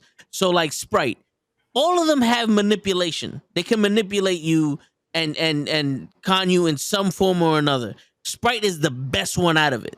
They can all fly, but Superman his strength and his flying ability is better than the other ones. Absolutely. They can all do the same thing. It's just they all excel at one thing and as another. Like we all can run, but let's say Lei can run the fastest. It's one of those things.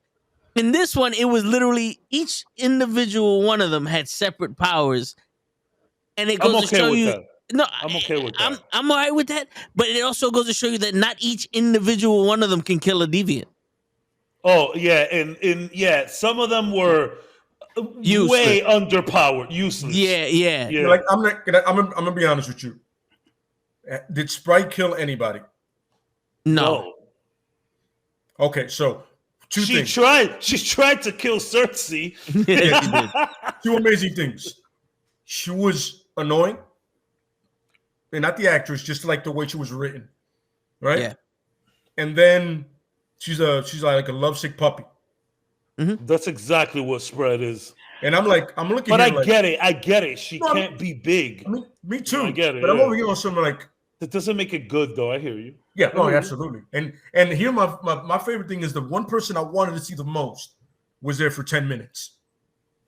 The speedster? Because I read The Black Knight on a whole thing of I used to like, it's coming. The knights in armor, King Arthur, you know what I mean? It's coming. And I read it just for a chance. And I'm like, it's coming.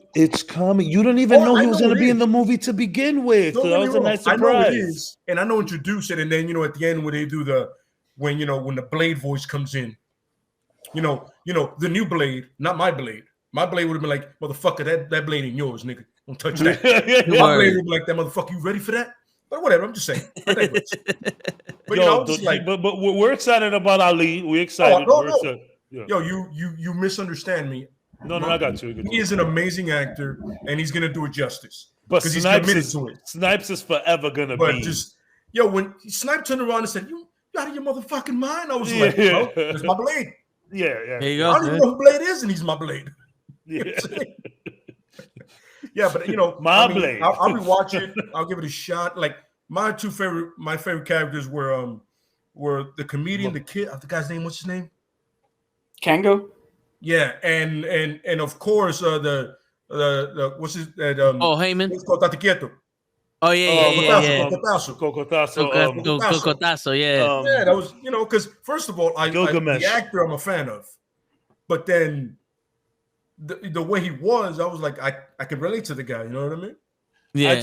I just enjoyed how they went for something different, and even though it wasn't different, it still felt like a Marvel movie. But excuse me, y'all, I'm really trying over here. It was the least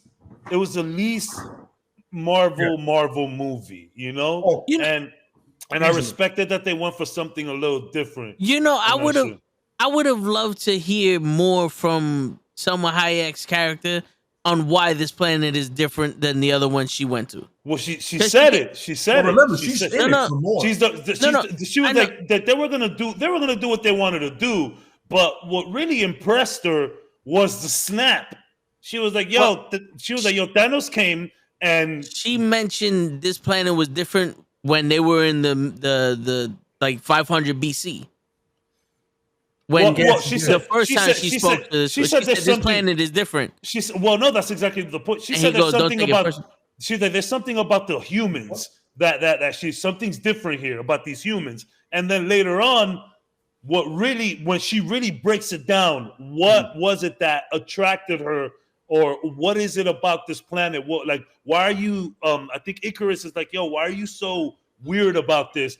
And she's like, "Yo, like 5 years ago, Thanos snapped 5 million people, half of all life away, and these motherfuckers just brought everybody right back." It's what I've been saying. It's what I was saying the whole time. Like, humans are snippy, We're resourceful little fucking critters. We're not going anywhere. So that's what they like. But you're right, though, Toe. I would have loved to seen more time spent on that for sure, for sure. Or like why her and Cersei like fell so hard. Yeah. You're 1,000,000% right. I would have loved to see that. Because in let's say in Infinity War, they all wanted to go back in time to get the ring, to get the thing to re-snap everybody because of basically they couldn't take the loss. They failed the mission. They couldn't live with that. And so they wanted to rectify that. It was like, if you're going to kill a Celestial, I need a little bit more than these humans are special. Just to be in the battle with you. I know, but like because it's up to us to understand that we've seen how special they are. No, I hear throughout you, all of this shit. But the thing was, I can connect to who's the Asian, the Middle Eastern actor dude with the guns, Kango. I can relate to him when he goes, "Listen, we could potentially be destroying 40 billion other planets just like this one, and also, I'm not gonna kill any one of y'all to fight this." My favorite part of the movie. My man goes, "Yo, I'm just gonna walk away." Yeah, I love that. I was like, "Bro, yes." He gave his motive right then and there. It's like, we know why he's doing what he's doing. It's like, whatever you guys decide, I'm with it. But I'm out though. I'm not killing. The funny thing is, he may have made the most human decision out of all of them. Seriously, he made the most human choice. Like that's the one thing about that movie that I'll give it. Like when the characters made their choices, they stuck to their guns, and he made the most human choice out of everybody in that. You're like, "Yo, you know what? Nah, man. Yo, vote however you do, but yo, I ain't gonna lie to you. I got my mans here, bro. I've lived a great life, and you guys are acting like gods. And neither one of us are. Yeah, I can't fuck with y'all. Yeah, that's it. We work for like a fucking god, son. That's not us. It's not our choice. It's theirs. Yeah. But I walk away from this. I digress. So I love that choice with him. That's why he's one of my favorite characters. And that Paul Heyman character, his valet. He's my favorite character in the whole movie. Yeah, I think Karun. Yeah, he was cool too. I really liked him too. Yeah, I think he was Karun is the essentially best us looking into them. Yeah. He was awesome. Like he was the one that if you ever watch a talk show or anything, you go, yo, why don't they have somebody like us to represent us in this conversation? Chewy. Like you have a billionaire and a scientist talking about the world, but you don't have anybody that's living in the world day to day that's struggling. You know what I'm saying? He's the human that you're trying to save, and now he's in the discussion, and he goes, "Oh, listen, I'm biased because I'm human. I don't want to die, but I appreciate you trying at least." You know what I'm saying? I appreciate you trying. Yeah, I'm saying. I think when you have that character in those movies, like even in Shang-Chi, Awkwafina is that character. She doesn't know anything about this fucking world, but now she's there on some. So let me get this right. You're essentially the baddest motherfucker on this planet with no powers. And you were hiding from that? And then I wanted to do that, but you did it with a stupid name. It's perfect. I love it. She's like, you change your name you change your name from Sean to Sean. That's it. I mean, I know people have their feelings about Awkwafina. But I loved Awkwafina in Shang-Chi. She was great. I love when she's talking to the sister, and she was like, "So your dad didn't let you train, so you went off and started your whole underground fight ring by yourself?" And she's like, "Yeah." She goes, "Hell yeah!" She was mad. She was mad funny, bro. Yo, can I add this too? Like, she's not a bad looking woman. But I love the fact that they didn't put a Megan Fox type in there. Yes, let's stop fucking, fantasizing about these perfect women and all of this fucking, crazy like these like labels that we put on women for like these girls to like try and live up to that. Like Awkwafina's just a normal girl, she's just a normal chick. Like pretty, pretty and beautiful in her own right. Yeah. She doesn't have big booty or big tits and nothing like that. She's just like beautiful within her own. Like, bro, we need more of that shit. Like, okay, I get it. Scarlett Johansson. Yeah, the girl. I mean, pretty much the cast of Peacemaker besides John Cena. Pretty much, yeah. You know what I'm saying? The cast of Peacemaker besides John Cena is normal human beings. Yep. The big tech dude, the girl, the black girl. The white girl who is like a cunt, but not, you know what I'm saying? Vigilante himself. It's like a fucking Vigilante looks like Vigilante is nuts. Yo, he's nuts, Vigilante.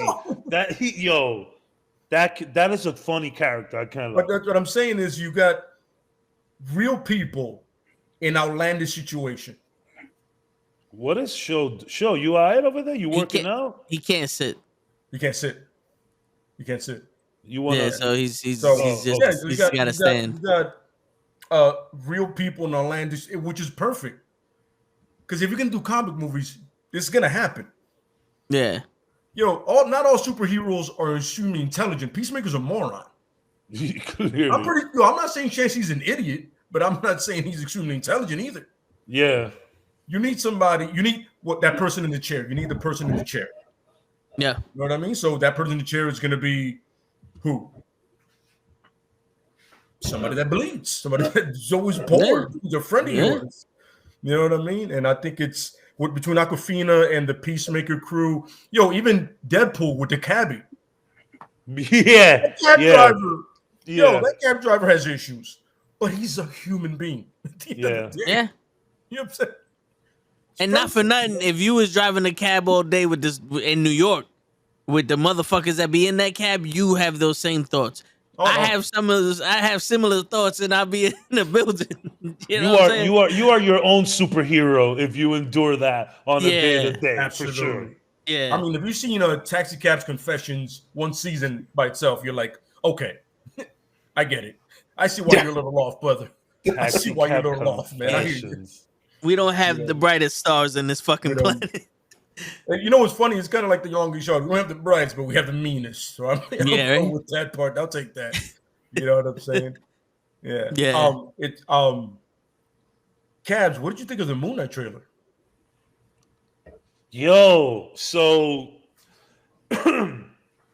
I'm excited. I'm very excited. I didn't, we didn't know what route that we're gonna take. We see with all of the flashing and him tying himself to the bed, we see that the multiple personalities will be a thing, which is great. What's the name of the rich man personality? The one that he's doing something Grant, I think Ryan Grant, something like that, or maybe I'm thinking of the run. Maybe I'm thinking of the running back for the I think Packers. it's Mark Spector is the mercenary one. He's a mercenary. Yeah. Then Sean, I think, is the cabbie. Oh no, Steve. Steve is supposed to be the rich guy. The rich guy. Steve's a rich guy. But he's so he's that's not what I'm saying. in this one.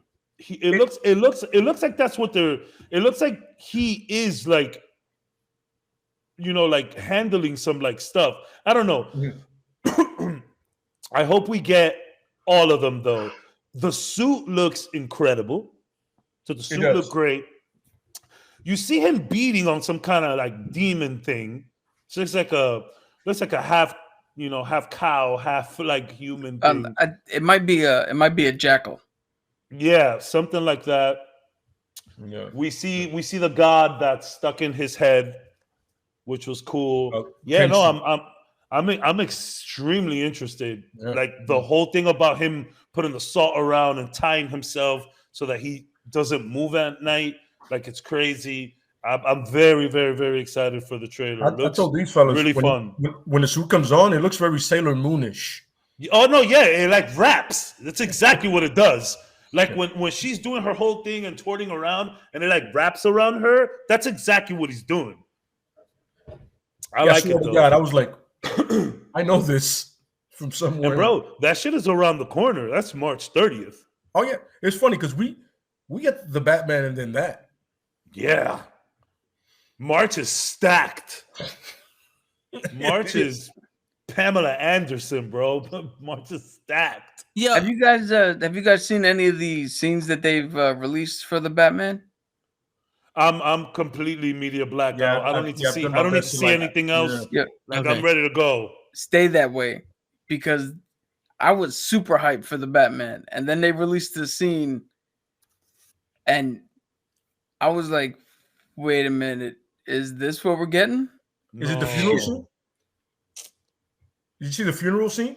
Yeah. No, yeah, it's funny. I somebody sent me that, and I was like, no, no, I'm not watching that. I deleted it right away. I was like, I've seen enough. So funeral in terms of like they're doing origin stuff? No. So it's actually a scene in the trailer. If you've seen it. Okay. So it kind of changed. Changed your mind a little bit. Did it change your mind a little bit? Yeah. Because Damn. if this movie's gonna be 3 hours long or close to 3 hours long, I guarantee you parts of this, it looks, at least for me, It'll drag. parts of this are gonna be like, oh my god, shut up, we got it already. Krill shouldn't watch it then. Whoa. We all know this. Have you guys seen the car that he drives? Yeah. Yeah. It's very, very, very old school type of. Yeah. I like it. I like it. I hope that's not his Batmobile. That's the it's- Batmobile. No, I know right now. that's It's his good, the Batmobile. It's a good year, 1 year, 2 kind of deal, bro. Yeah, but like, I just like I hope they Spider-Man the shit. Like at the end we get a Batmobile. Yeah, but that's the thing is you have to go through trials and tribulations and realize, I gotta, Isn't it like a Challenger? Yeah, I think it's like a super Challenger, yeah. Yeah. I mean, listen, it goes through the fire. We seen that trailer. It goes through the fire. That's what I'm saying. It gives me like Robbie Reyes vibes, no? Yeah. Oh well. Hey, listen. That's our vibes. That's our vibes. But you're absolutely right. But you saw that thing that I sent? I know Cabs and Tosar with John Berthal as spinning off to that. Yeah. And right away I was like, and I don't know if Cap saw this, but I put up right the Hawkeye. Don't give me hope. Don't do that to me. Because if he's rumored to be in it and then he pops up randomly, I'm gonna go first and foremost. I love Marvel. Second of all, do it again.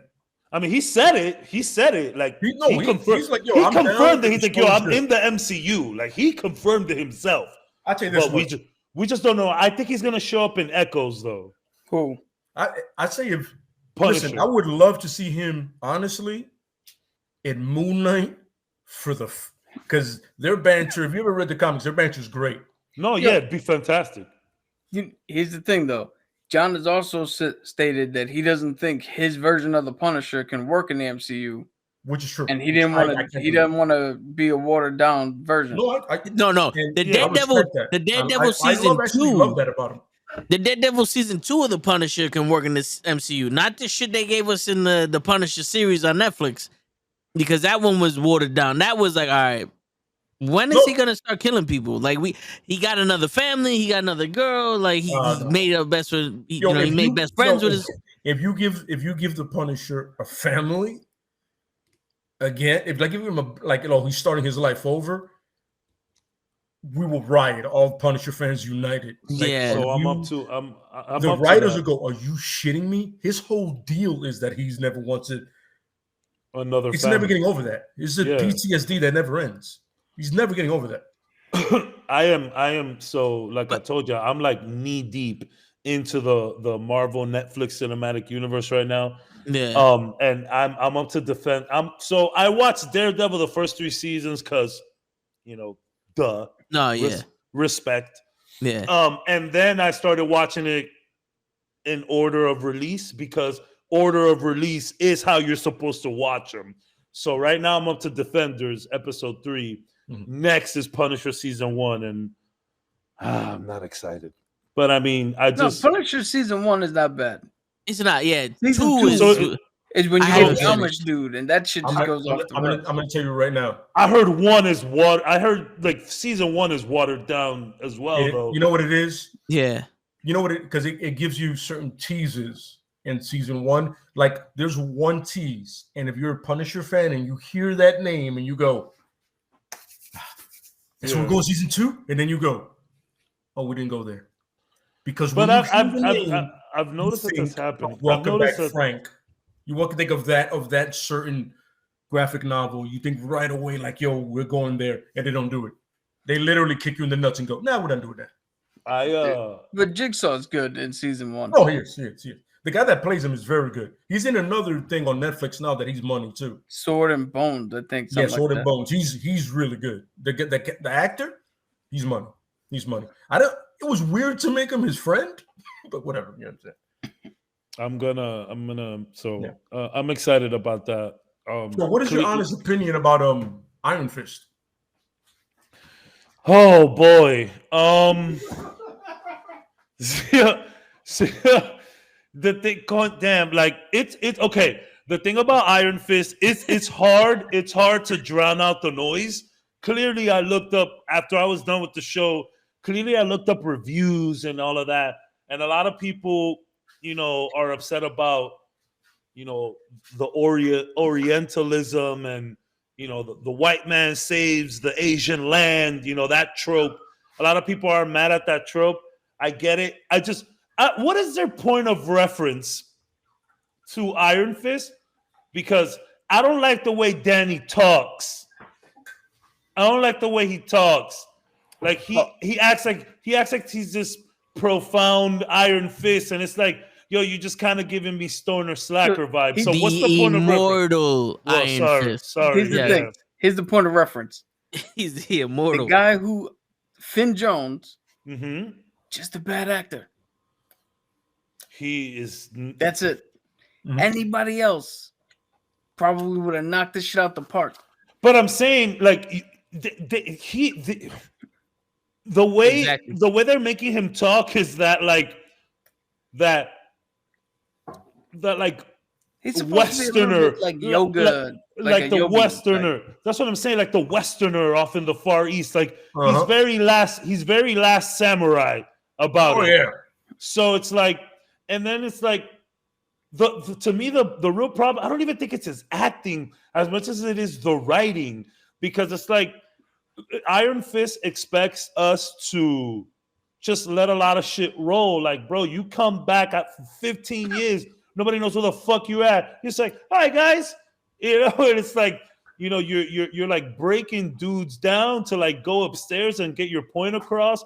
And it's like the whole time he's like, but when I am the Iron Fist, and it's like, bro, what does that mean? Like, what are you like? It's just and then it's like at the end, like when he's like, okay, you know, I took your power, I took the Iron Fist, and then I ran off with it for my own selfish reasons, and then I'm gonna come back and I'm gonna bring my girl with me. Like, did you call someone to see if that was cool?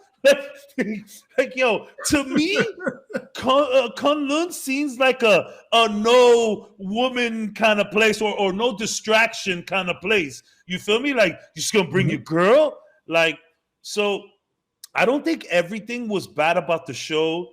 I don't know, man. Like Iron Fist, I can't wrap around him the way I did to Jessica Jones and Charlie Cox and Daredevil and Luke Cage, especially Luke Cage. Luke Cage season 1 is very special to me.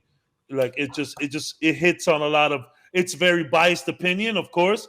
You know, growing up in the hood and literally where they filmed that entire fucking show, just being, you know. So I am biased to it, but I related even more to Jessica Jones, you know, than I did to Danny and Iron Fist. But I do like the Hand. I've always loved the Hand.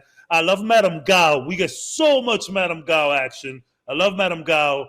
I think Harold Meacham is hilarious. That guy just makes me laugh whenever he's on screen. He is Harold Meacham, the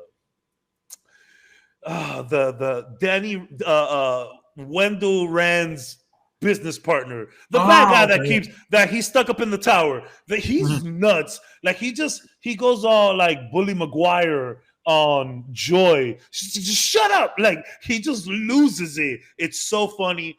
There was and then Colleen Wing is probably my favorite part of that. And if there's one thing that me and Cap share is the love for her, because when she did Bugs in Matrix, she was also pretty badass. Yeah, like I love Jess. But yeah, bro, it's hard to wrap around Danny, man. Yeah.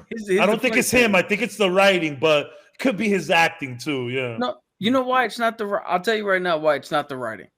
Because Colleen Wing is strong as shit. Yeah. Misty Knight, when she shows up, is strong as shit. Yeah. Everybody else in the Defenders was strong as shit. Yeah.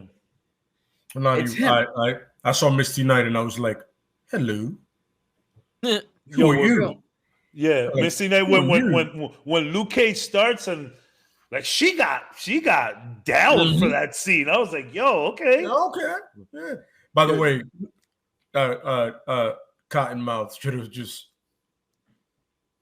Can we give that man a spinoff? Did you guys like Cottonmouth? I love the character. Yeah. I loved Cottonmouth. That iconic scene with the Biggie crown and he stands. They do that a lot though. He's always like kind of like standing. There's a lot of references between when Luke Cage, like the name of the episodes were hip hop songs. Yeah, they were gangsta. They were gangstar songs. Yep, so when I first saw that and the Method Man rap, so I've broken it down. Mm-hmm. Daredevil's in a league of its own. Mm-hmm. It's just, however, I so far in terms of seasons, I will put Daredevil season 2, Daredevil season 1, Luke Cage season 1, and then Daredevil season 3. Absolutely. Daredevil season 3 was a little scatterbrain for me. Mm-hmm. It was like there was a lot going on, and like I did miss the. There was a lack of lawyer shit. I was Googling it, and apparently a lot of people didn't like all of the lawyer stuff in Daredevil season 2. And I was like, that's my favorite. The Punisher trial is some of the best Marvel shit I've seen. That was so good. Yes, but season 3 was born talking about it when he completely fucked. Yo, they had a perfect seal tight case. They won it. They won the case. And the last thing you need him is on the stand to talk. Why would you put him up there?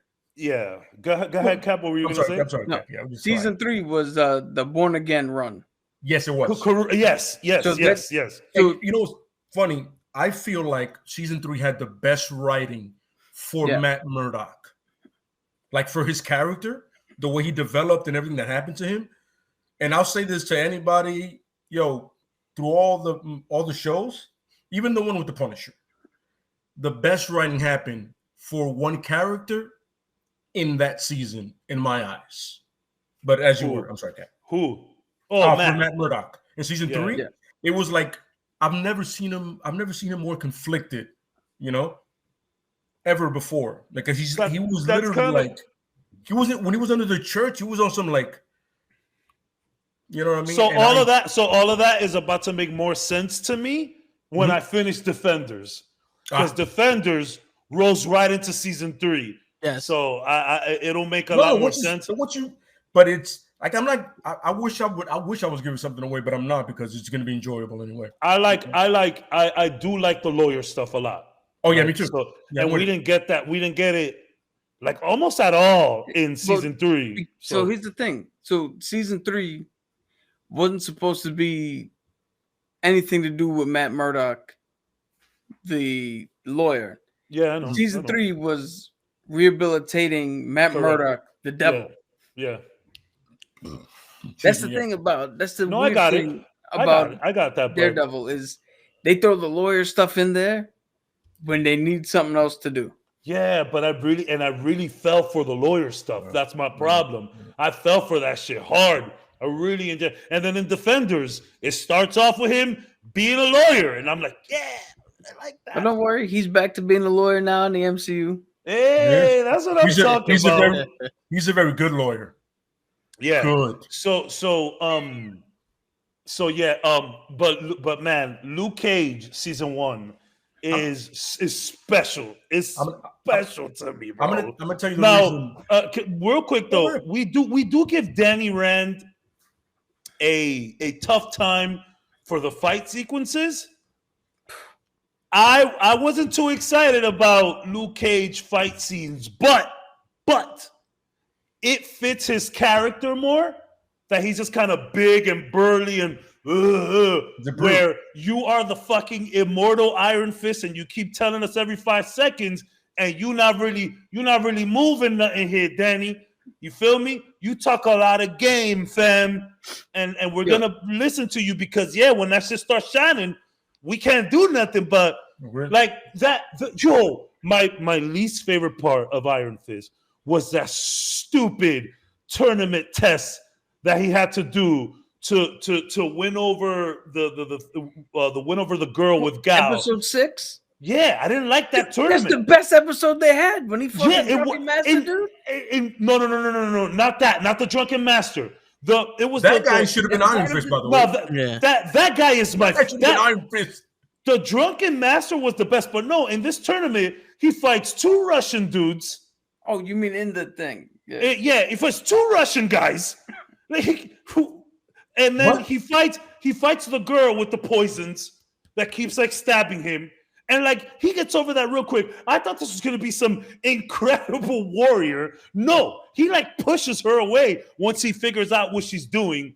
And then I don't even remember what the third choice was. I think it was just like making a right choice or something between who to kill. Like it was so. And then we see Gal use a force push, and then we never see Gal do that again. I hope we see more of that. I am a humongous Madame Gal fan. I don't know why. I love that old lady, bro. She is so badass. I loved how much weight she held during Daredevil. Yeah, man. She held so much weight. Like Kingpin respected her. I love Madame Gal. I fucking love. Absolutely correct. Yeah.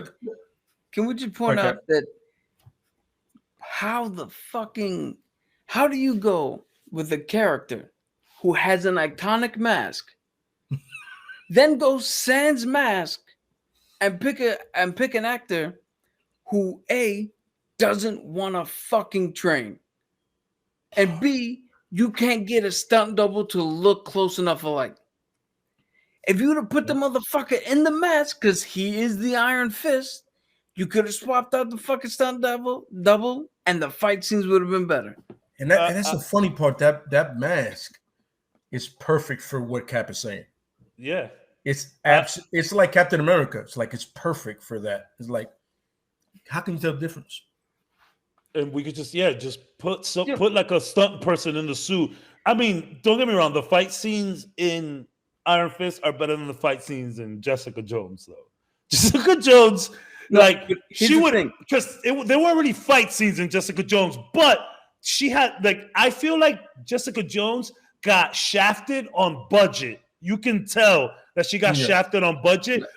When Jessica Jones pushes someone, she pushes them, and then you just see a horrible cut to a different frame, and someone just going. And it was Jessica Jones is bad. It's also very bad, but I just liked her as a character. No, well, first off, the writing for Jessica Jones is way better. It's top tier. It's incredible. Jessica Jones is not.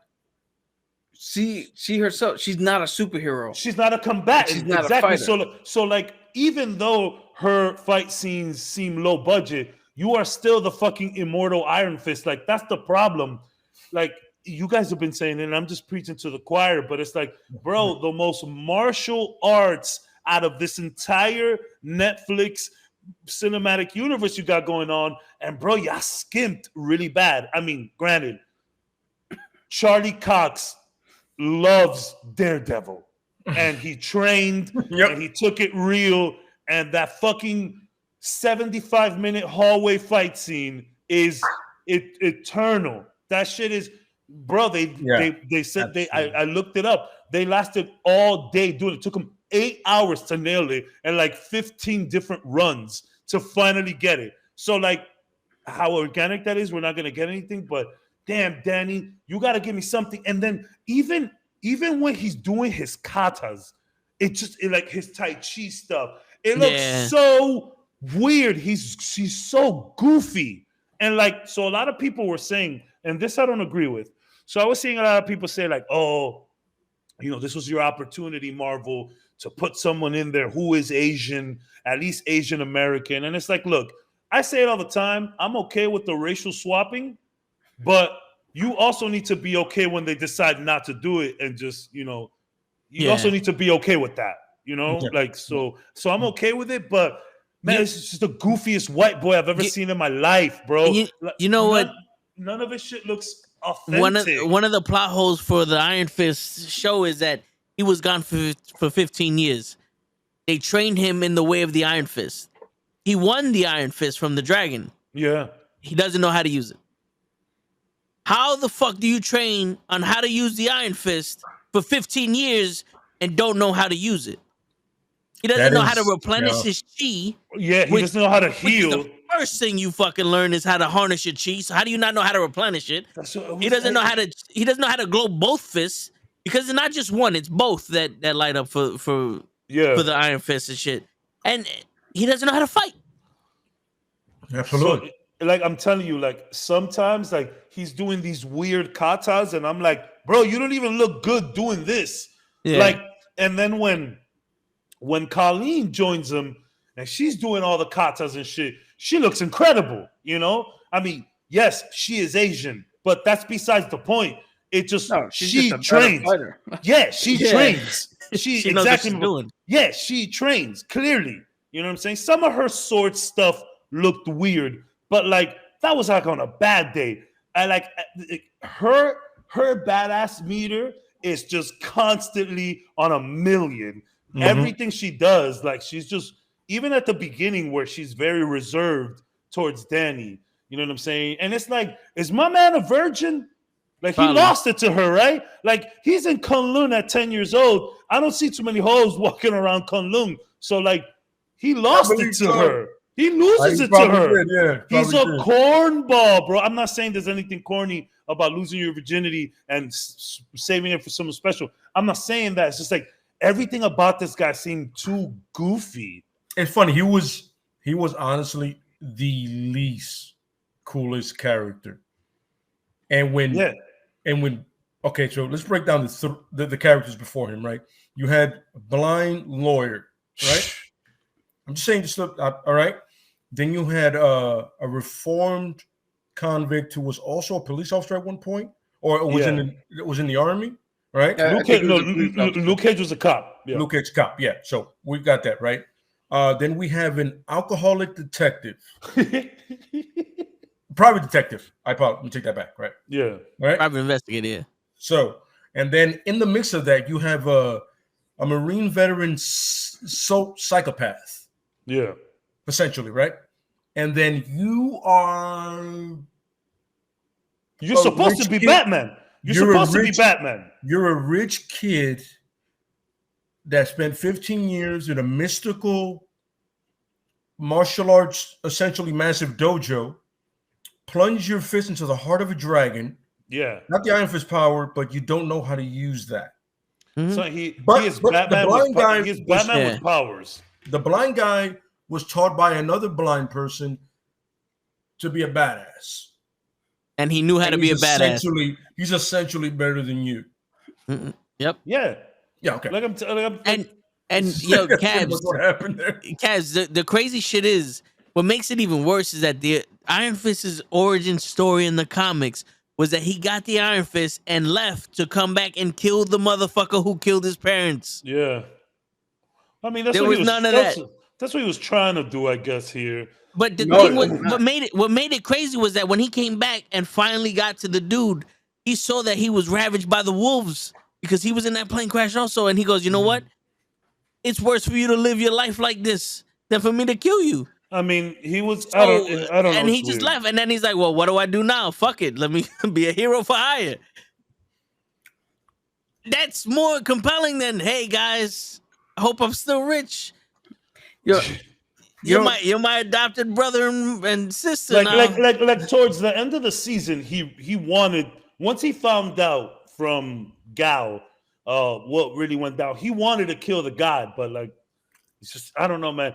He is the epitome of, we don't believe you. You need more people. Like that like Yeah. When I get that feeling from them. Like I see this guy doing his katas, and I'm like, bro, you look so stupid, my dude. Like, yo, like, and you got the popcorn Justin Timberlake shit going on. Like a lot of people call him out for that, you know, Last Samurai, again, the Orientalism. Yeah. You know, he gets the Asian girl. I don't want to do it. I don't want to do this racially like that. I don't want my reservations and hesitations for this show to come off racial. But man, he's so goofy, bro. Time out. I got something to say about that. They got the whole white savior of the Asian whatever, right? Yeah. This motherfucker does nothing for Kung Lao. He's not out here trying to save it or trying to promote it, or he does nothing. He stole the fucking power and then came out here for his own methods. What the fuck is he saving? That's not anything. The real bullshit is making the Hand multicultural. Yeah. The Hand is a fucking Asian organization. Yeah. Yeah. Why supporting we reported? Not the bad guys. I'm okay with it. Like, I'm okay with it with the race stuff. No, that's complete bullshit. Because you have an opportunity to show the Hand as not an evil fucking organization. It's just an Asian organization that, from our perspective, maybe looks bad to us. But when you get in there, they're actually not bad from their end. And that's a compelling fucking story. And you don't need some dude from San Juan, Puerto Rico, who's running the Asian Hand. Bakudo. That's fucking stupid. Yeah. That's stupid. You have an entire rich history of culture that you could have bring in and highlighted and shown and fucking championed. But no, we need to be multicultural for them. I don't like to touch on the race stuff, but you make a good point. When I saw Bakudo, I was like, what is happening? It's like, what is this? Is Sensei? I was like, okay. Think about this. It is widely known, at least for me growing up. Like, you might know this too. But in like certain martial arts sectors, the Asian community does not like to teach outsiders. Oh, for sure. Absolutely. Right? That's always been the narrative. They don't. Yes. You could have had the Hand with that way, keeping the old tradition, not wanting to teach outsiders, keeping us at bay, making it look again To us, maybe like they're villainous, but they're not really villainous. Kind of like the Mandarin in Shang-Chi. Technically the bad guy, not really if you look deeper into it. And then you could have had the reasoning that they didn't want to have any influence with us is because the last time a white guy showed up, he stole the fucking Iron Fist and bounced, and he's out here in the city running around doing his own shit. That's pretty good, yeah. That's actually pretty good. That's true. Yeah. Yep. This is actually it's horrible writing. It's horrible writing. It really is.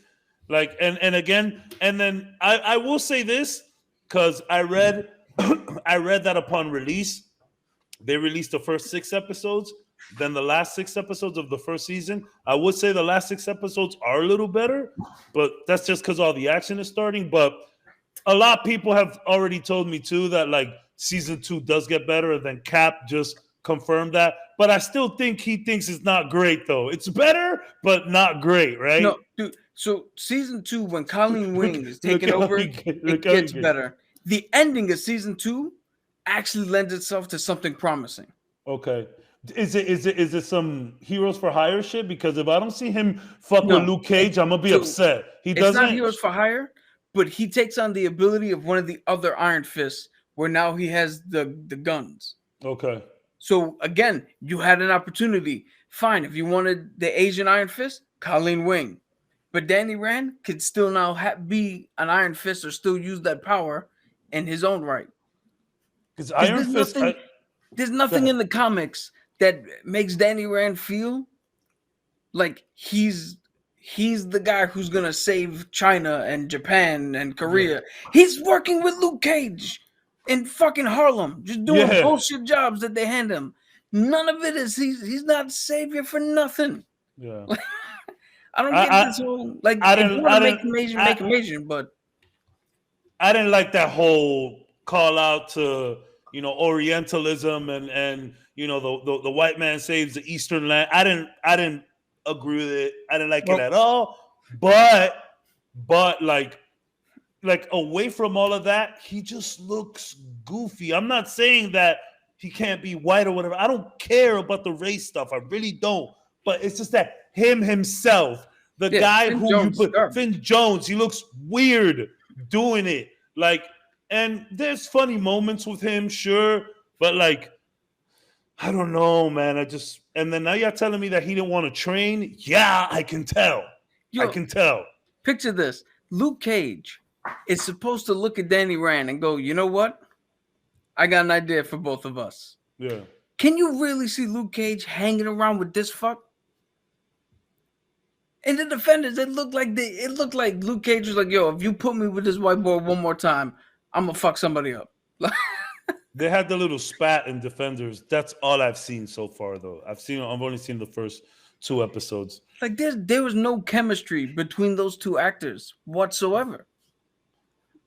Especially not like Luke Cage and Jessica Jones.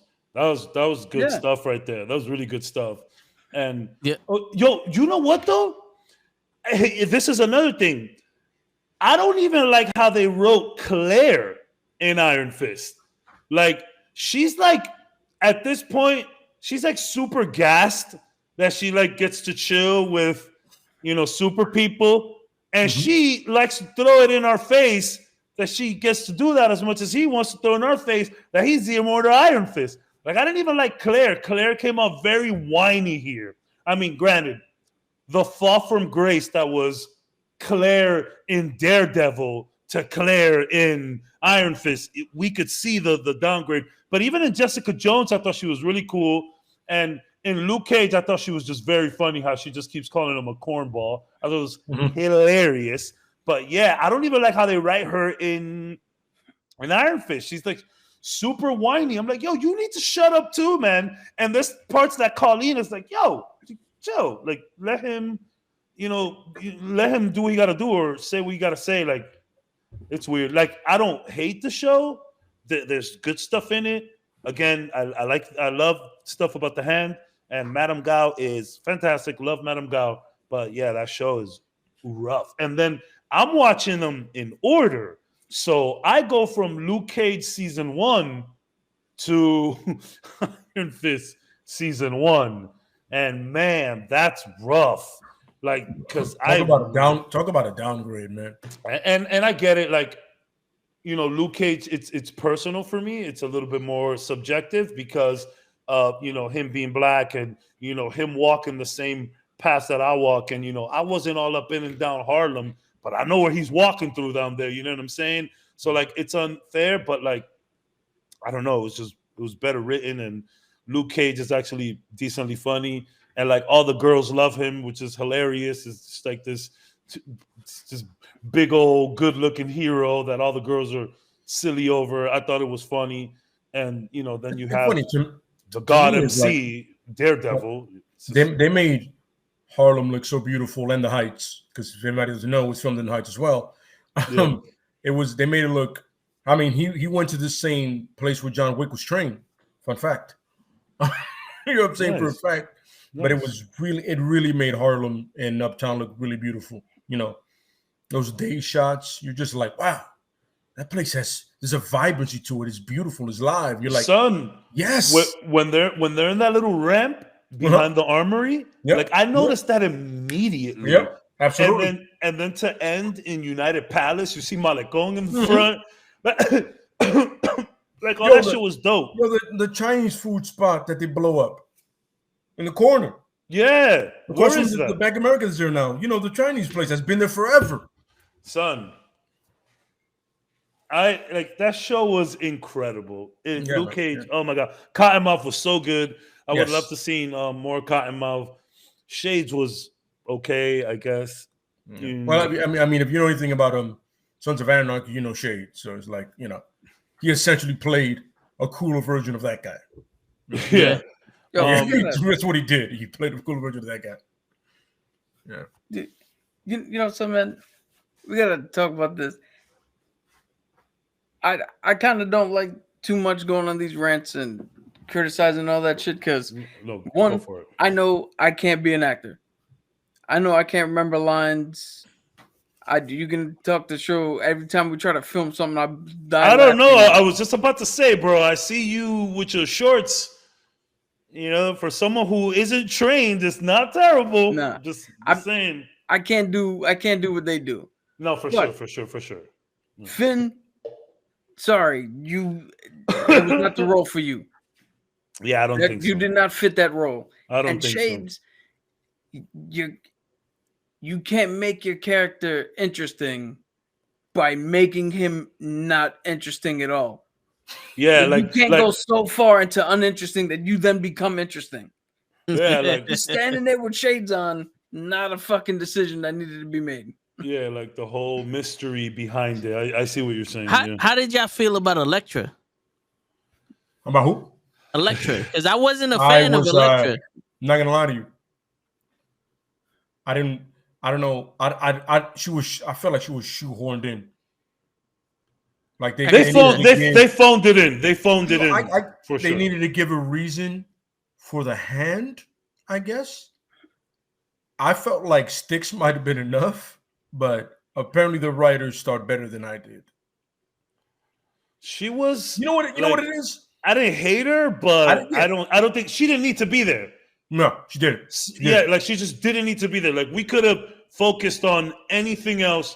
Maybe bring in another. I mean, I know Elektra is important to Daredevil. So again, sure, they had to bring her in, but it wasn't exciting. It wasn't too exciting. No. She was raw, but she sliced some motherfuckers up. She was raw, but it's not. It's not what I. I feel like she took away from that season. She took away from that season. Like the most boring episode is the one with her and just Matt. Yeah, where they're I was like, yeah, I would say that was the most boring. Where is the Punisher? I didn't hate her, back.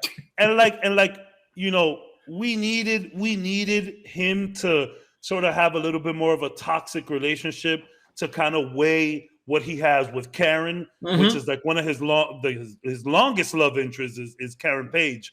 So like we needed that balance of like, that the bad girl versus the good girl type. I guess we needed that, but in a way, it's like for him to just after everything that they went through, for him to just drop it on, be like, yeah, let's go be together. It's like, what? It's like, yo, it's like, yo, Matt, you were doing great. You were doing fine. Yeah, you were doing her bidding and all of that stupid shit, but you were doing fine. Why? No, you don't want to go back with her. No, you don't want to go with Karen? Okay, that's cool. But you don't have to go with Electra. Stop this. Stop this right now. So it was weird. Yeah, Electra was just weird. Yeah, I tell you right now, that was probably the only misstep they had in the Daredevil show. And it wasn't even that bad of a misstep. It wasn't horrible, but yeah. But it is definitely a step up. If you take Jennifer Gardner's Electra. Oh shit! Shit! Well, but here's the thing. You see now you're cheating. That's cheating. No. But I'm about to explain it this way. The only reason Jennifer Gardner's Electra is disappointing is because she's a much better actress. The only? There's a few reasons why it was bad. No, but I mean, wake me up inside. Yo, hey, Evanescence is gold. I love Evanescence, but it was just so out of place in that scene. Not for me. It was out of place in that scene, bro. I don't know. That shit was weird. Yo, the only good song in the only good song in that thing was Hoobastank, right before your eyes. And I'll fight anybody tooth and nail to this day. It was a decent soundtrack. It just I don't think it all fit all the time. So it didn't fit. It didn't fit in Toronto at all because that was not New York at all. It didn't fit well, but okay. Talk to me about Bullseye. So like are we ever gonna see Bullseye again? Well, who knows? Maybe not that actor, but I was upset. Bullseye was like, yo, that was perfection. Poindexter had me nervous every time he showed up. He is so fidgety, and my man was going through it, and he was sick. The kid is a psychopath, and like I love when we first see him as a kid. They just throwing the ball in the same spot over and over, and I'm like, yes, like. But I found it really funny. Now I found it actually very funny that they called the metal in his body something different because it's adamantium. It's adamantium. But they couldn't say it for licensing reasons. Absolutely correct, yes. That's so messed up that you can't even say words with licenses because it says, fill them up with the corrosive metal. I don't know what they said. And I'm like, what do you mean, adamantium? That's like the last thing they say in Daredevil. Like, and we never see that show again. Well, we never see that again. And this is the last thing they say is like, fill them up with the something metal. And I'm like, oh, adamantium, you mean? But that I didn't know that the licensing stuff went so heavy that you can't even say that. So that's why they can't say mutant then, right? Yeah. Yeah. Well, they couldn't say mutants. Well, they couldn't. Yeah, they couldn't. Now it's fair game. Game on. Let's do this. Real. But it's fun. It's I'm still having fun watching all of the shows, even Iron Fist. This is just a universe that I was sleeping on because, and which is my final thought on this. In Spider-Man No Way Home, I was not very upset, but I was questioning like, yo, like, damn, yo, we're not gonna get more Matt. We're not gonna get anything else with Matt. Matt comes out for 5 seconds and that's it. Like Matt came out to tie these universes together. It's literally that was his only job, and I'm glad they did it, and I'm glad that happened, and I could go back and watch those shows. Here's the disappointing thing. From what I read, Matt, Kingpin, and Daredevil were not introduced into the MCU to tie in the Netflix shows. They were brought in as MCU's version of these characters. I mean, they're not variants, though. Yeah, there are MCU variants. They're not the same from the Netflix shows. It's just people love them as those characters. They bring them in as the characters. They just brought the same actors back. But this is Matt Murdock. It still ties the universe, though. It still ties the universes. It gave us clarity on that universe. It might not be them, but it's still their characters, and it brings in the universe. Like that's right how. now. That, Right now, the TVA is clipping the Netflix guys. They're pruning that whole thing. Prune it. But it's That's part how of the. It's part of it now. It's part of it. The only one they're not pruning is Danny Rand. He gets to stay over there. Oh, really? Him?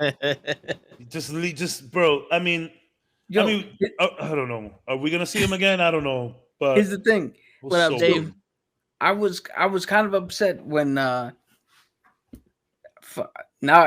I've called her Colleen Wing so many times I forget her actual name. Jess Henwick. Yeah, there you go, Jessica Henwick. I was so upset when I heard that she turned down Shang-Chi to do Matrix, but when she did that because she still wants to play Colleen Wing. She didn't want to play a different character in the Marvel universe. So hopefully they can find a way to bring her back in as Colleen. Yeah, that'd be nice. And I think that MCU talk about them being variants of themselves and shit. That's probably just because, man, that them shows were graphic. Like, the infamous door scene with Kingpin. Like, I don't think we're gonna see anything like that. Yo, but you see Moon Knight beat the shit out of whatever that is? We're destroying that thing. But you also got to remember, this also brings in a way for them to bring in the guys that they already faced. Like, to introduce Kingpin to another, dimension and have him go against Spider-Man without Daredevil going after him. This is a way, and then, bring Bullseye back in a different manner. It's like, he already killed Bullseye. No. This is a different one. That's what that's what the whole multiverse shit is about. Yeah. It's just so we won't question anything anymore. But I'm just glad that it's not closure. Closure's the wrong word, but I'm glad that they were able to somehow bring all of this shit together. At least acknowledge, hey, all right, all right, guys, we know that because they do mention the incident, but man, there's a lot of stuff going on in the MCU while these 4 people just focus on Manhattan. You know what I'm saying? Yeah. There's a lot of shit happening. And, and I'm okay with that. I'm not one of those guys that nitpicks Daredevil. Shut up. People are just making some movies. Sometimes they don't. Even Marvel screws it up. But, it is funny to think that I saw that meme that says, which is, first of all, it gives too much credit to Star-Lord, but it says Star-Lord, manages the universe. Spider-Man, manages NYC. And then you have Daredevil, who's micromanaging the shit out of 10 New York City, 10 Manhattan blocks.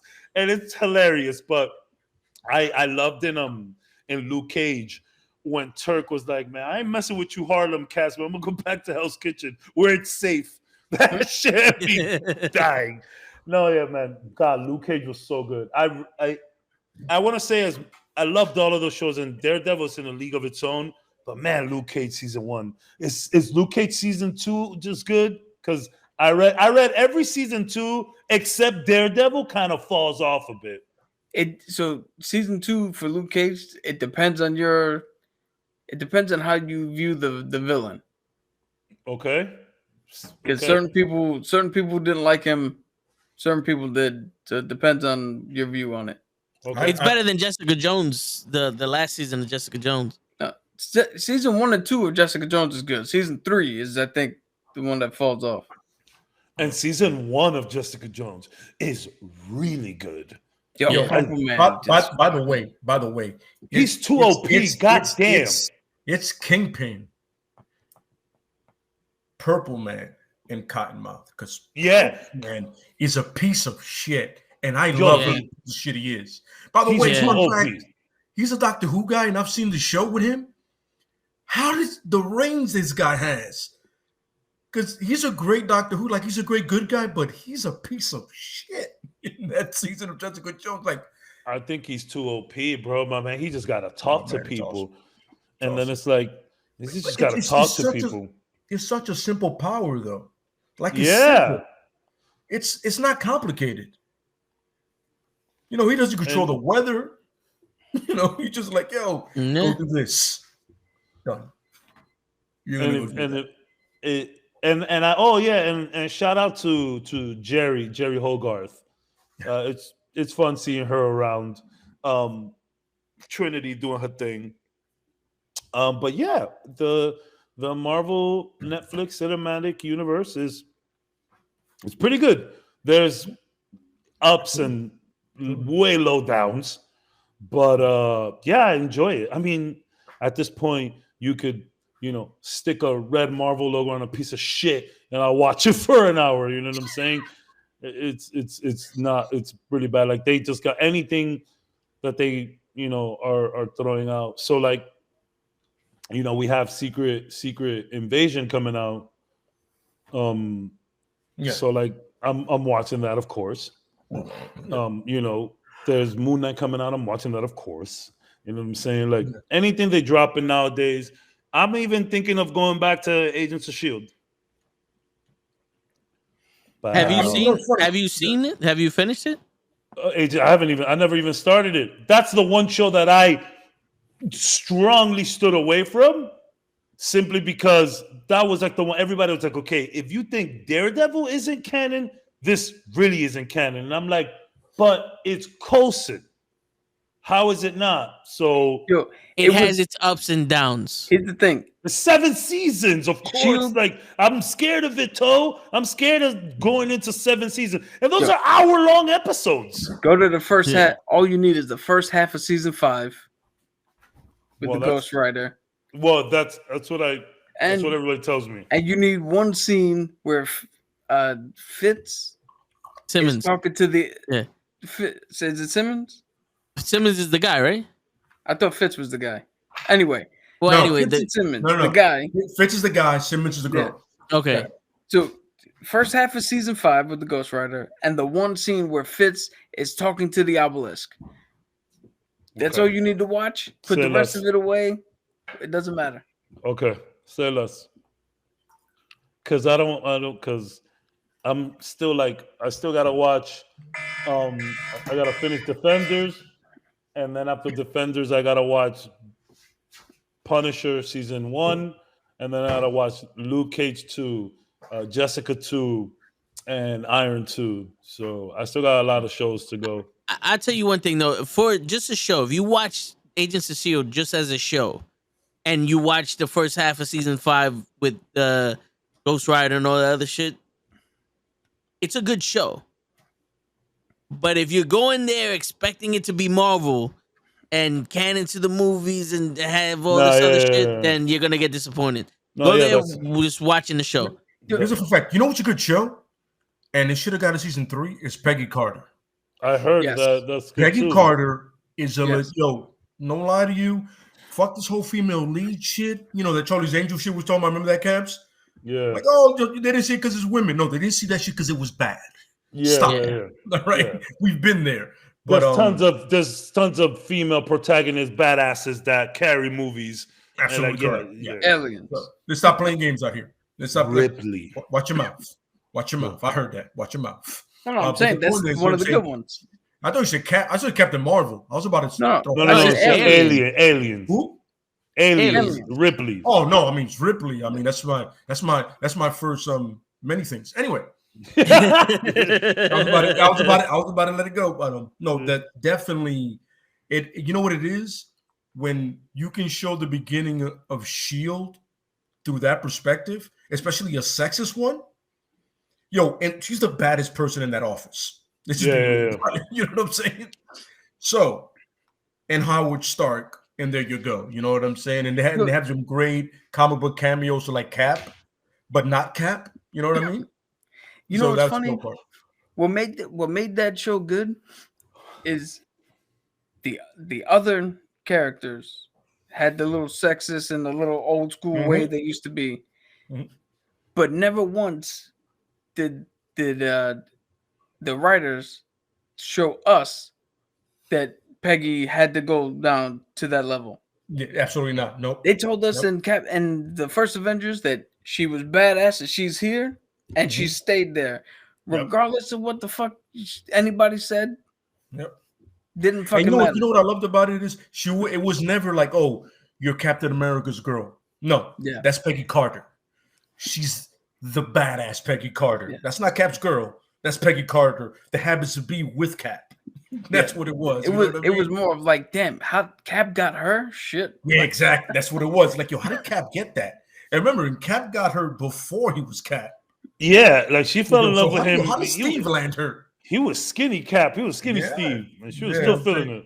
I've always said, I love that whole. You know, she was like, this kid has so much balls on him, son. And like he's the balls on this kid to be the way he is. And he was like, I've always been the little guy, but fuck it. You know what I'm saying? I would always laugh at the story that in the first Avengers, when Chris Evans comes out of the fucking thing as Cap for the first time, she couldn't help herself. But she's like, that was a real reaction. She talked about it. Yeah. Like, she said it was real. And she said that's the first time, like you said, it's the first time she saw him. Like after, she was like, "Oh shit!" She was also, damn. Yo, this is a new Chris. Yo, that scene is the only thing that gives me that little small percent to go work out. Like, yo, if I could do that one time, maybe working out would be worth it. Like, yeah. It's funny. I was talking about to my cousin Fern, and I'm dying because I sent the thing that I sent to you guys in the group, right? The Blade thing. Yeah. And he was like, he was laughing his ass off, right? And he goes, that reminded me of Logan going, "Go fuck yourself." Yeah. That's exactly what it is. Same vibes. I don't think I've heard a more perfect line fit a character more perfectly in my entire life than "Go fuck yourself." Right back to the cigar, takes a shot, and he goes, "Who the fuck was that?" Like he was like, because it's funny. They just mutants in all of the universe, and he goes, "Go fuck yourself." And they just turn around like, all right. You're like, no, it's funny. No, if you look at it, Magneto looks at him and he goes, "Let's get the fuck out of here." He just told us to go fuck ourselves. Yeah. You know what I'm saying? And he was like, "See you in about 50 years." You need to get the fuck out of here, son. He's so cool too, because he did that shit for free. Like, I'll come by and do this, stupid little cameo.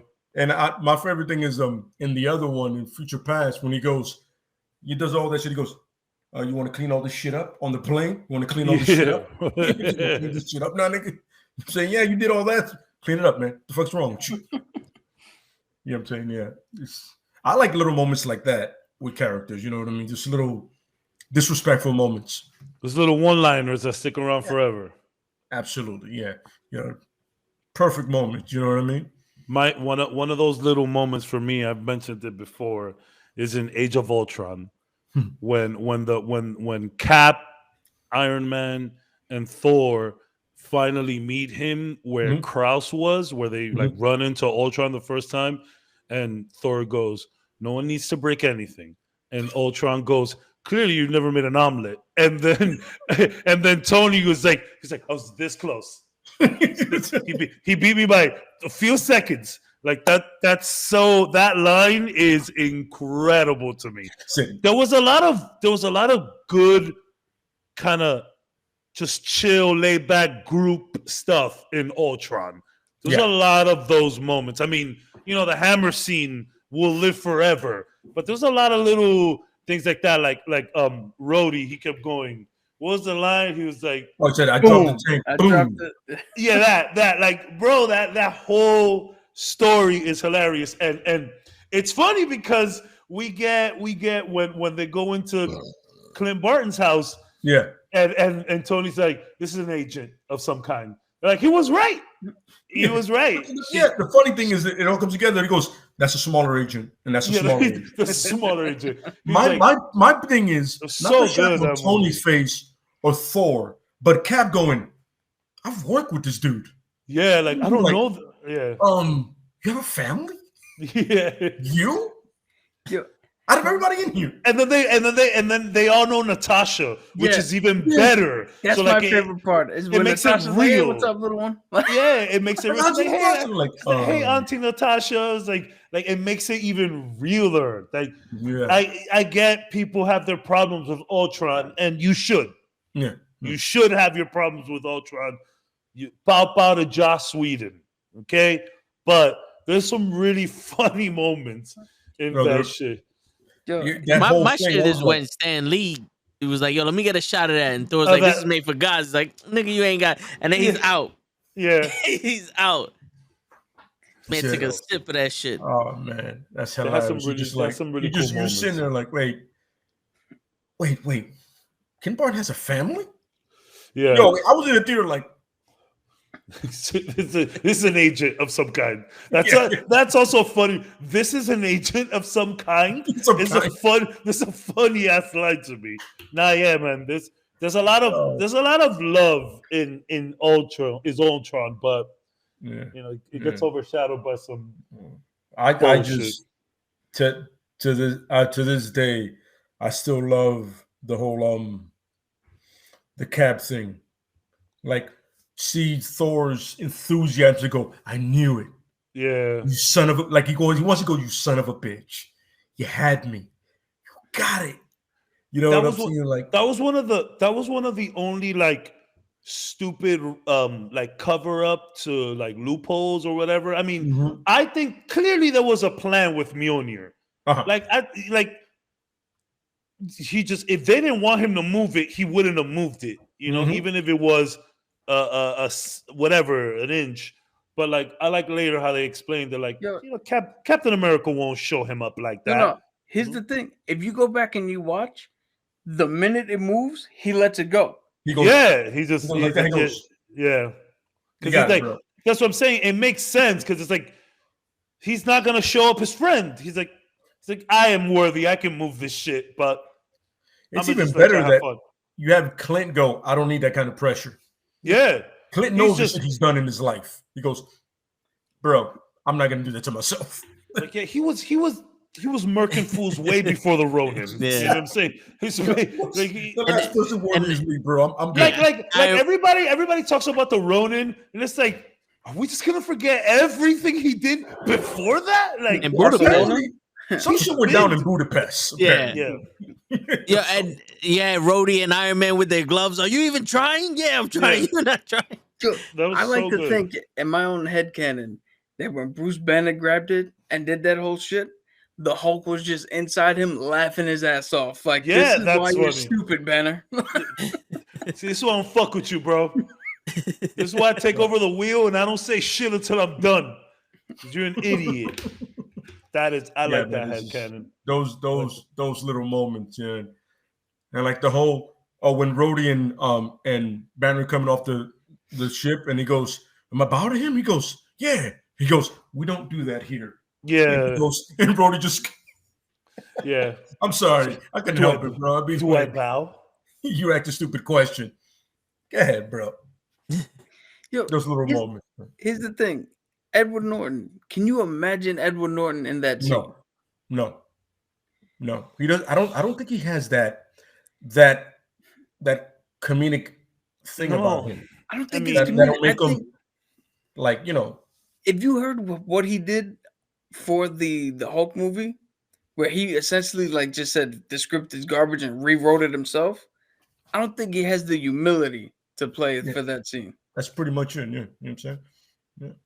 And it's one of those things like the Terrence Howard deal. You know what I mean? Like, would Terrence Howard be a great roadie throughout the whole thing? I don't know. You know what I mean? I'm okay with the Cheeto move. It's hard to beat down, man. He's got too much. But you know, I think Terrence Howard can't blend well with other people, because you notice, like, even when he's doing other movies, he's the same person in every movie, and he doesn't change his demeanor to fit other people. He's essentially the Rock. Yeah, when he was Rhodey in Iron Man 1, he was the same person as he was in Fighting with Channing Tatum. Yeah, Channing Tatum's a totally different actor than Robert Downey Jr., but he didn't change nothing to fit Channing Tatum. He just had that stupid ass accent. You need a jacket. You know, that's the only thing he did. Like, Don Cheadle literally was fucking a child's algorithm in a computer for a movie. That's true. That is true. And then he did he was the spy that went into the Muslim Oh, Religion Traitor? and the yeah. Yo, that movie's He did so that good. shit? Yeah, Traitor. Like, You know what it is? It was too close to Jason Bourne.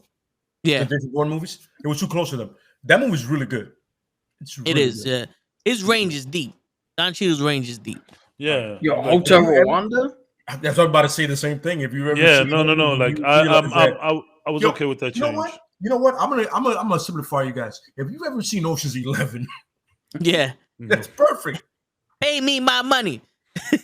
Yeah, You know no, what I'm saying? I was totally okay with that move. Yeah. One of my favorite lines of his is when he tells Captain Marvel, like, "Yo, space, hey, new girl, everyone hears about that superhero life. Like, Yep. you need to calm down. Yeah, Like, yeah. we get that you run it up there, but down here is us, right? You know, so." You literally just got to this party. And how Yeah. and how And how my cute, man is outside, and I don't even have powers, and I'm about that shit. So fuck off. yeah, and how cute was that moment with him and Nebula, you know, where he's Yes. like, you know, like, I'm not myself either, you know, like Yeah. I would never see them having that moment, but you know, Marvel was able to like find that. It was quick, it was, you know, easy, but it was like a really good moment where you see these two completely different characters just finding common ground. It was And good. you know, and the crazy shit is that's a very subtle way to show people. Yes, you may be different, but you're not alone. Yeah. Yeah. Mhm. Everybody's got something similar enough. Yeah. Yeah. Absolutely. And then they both agree that Star-Lord is an idiot. Goes, he's an idiot. And she goes, yes, Yes. he is an idiot. You know what I'm saying? Like, we all agree that She's- Star-Lord is a She's moron. so awkward. Nebula is so awkward, bro. I was watching Endgame. So that's the thing. Like, most of the time when I'm like on the computer here, my TV's right there. So and when I'm cleaning or whatever, like if it's not music, it's just some MCU property.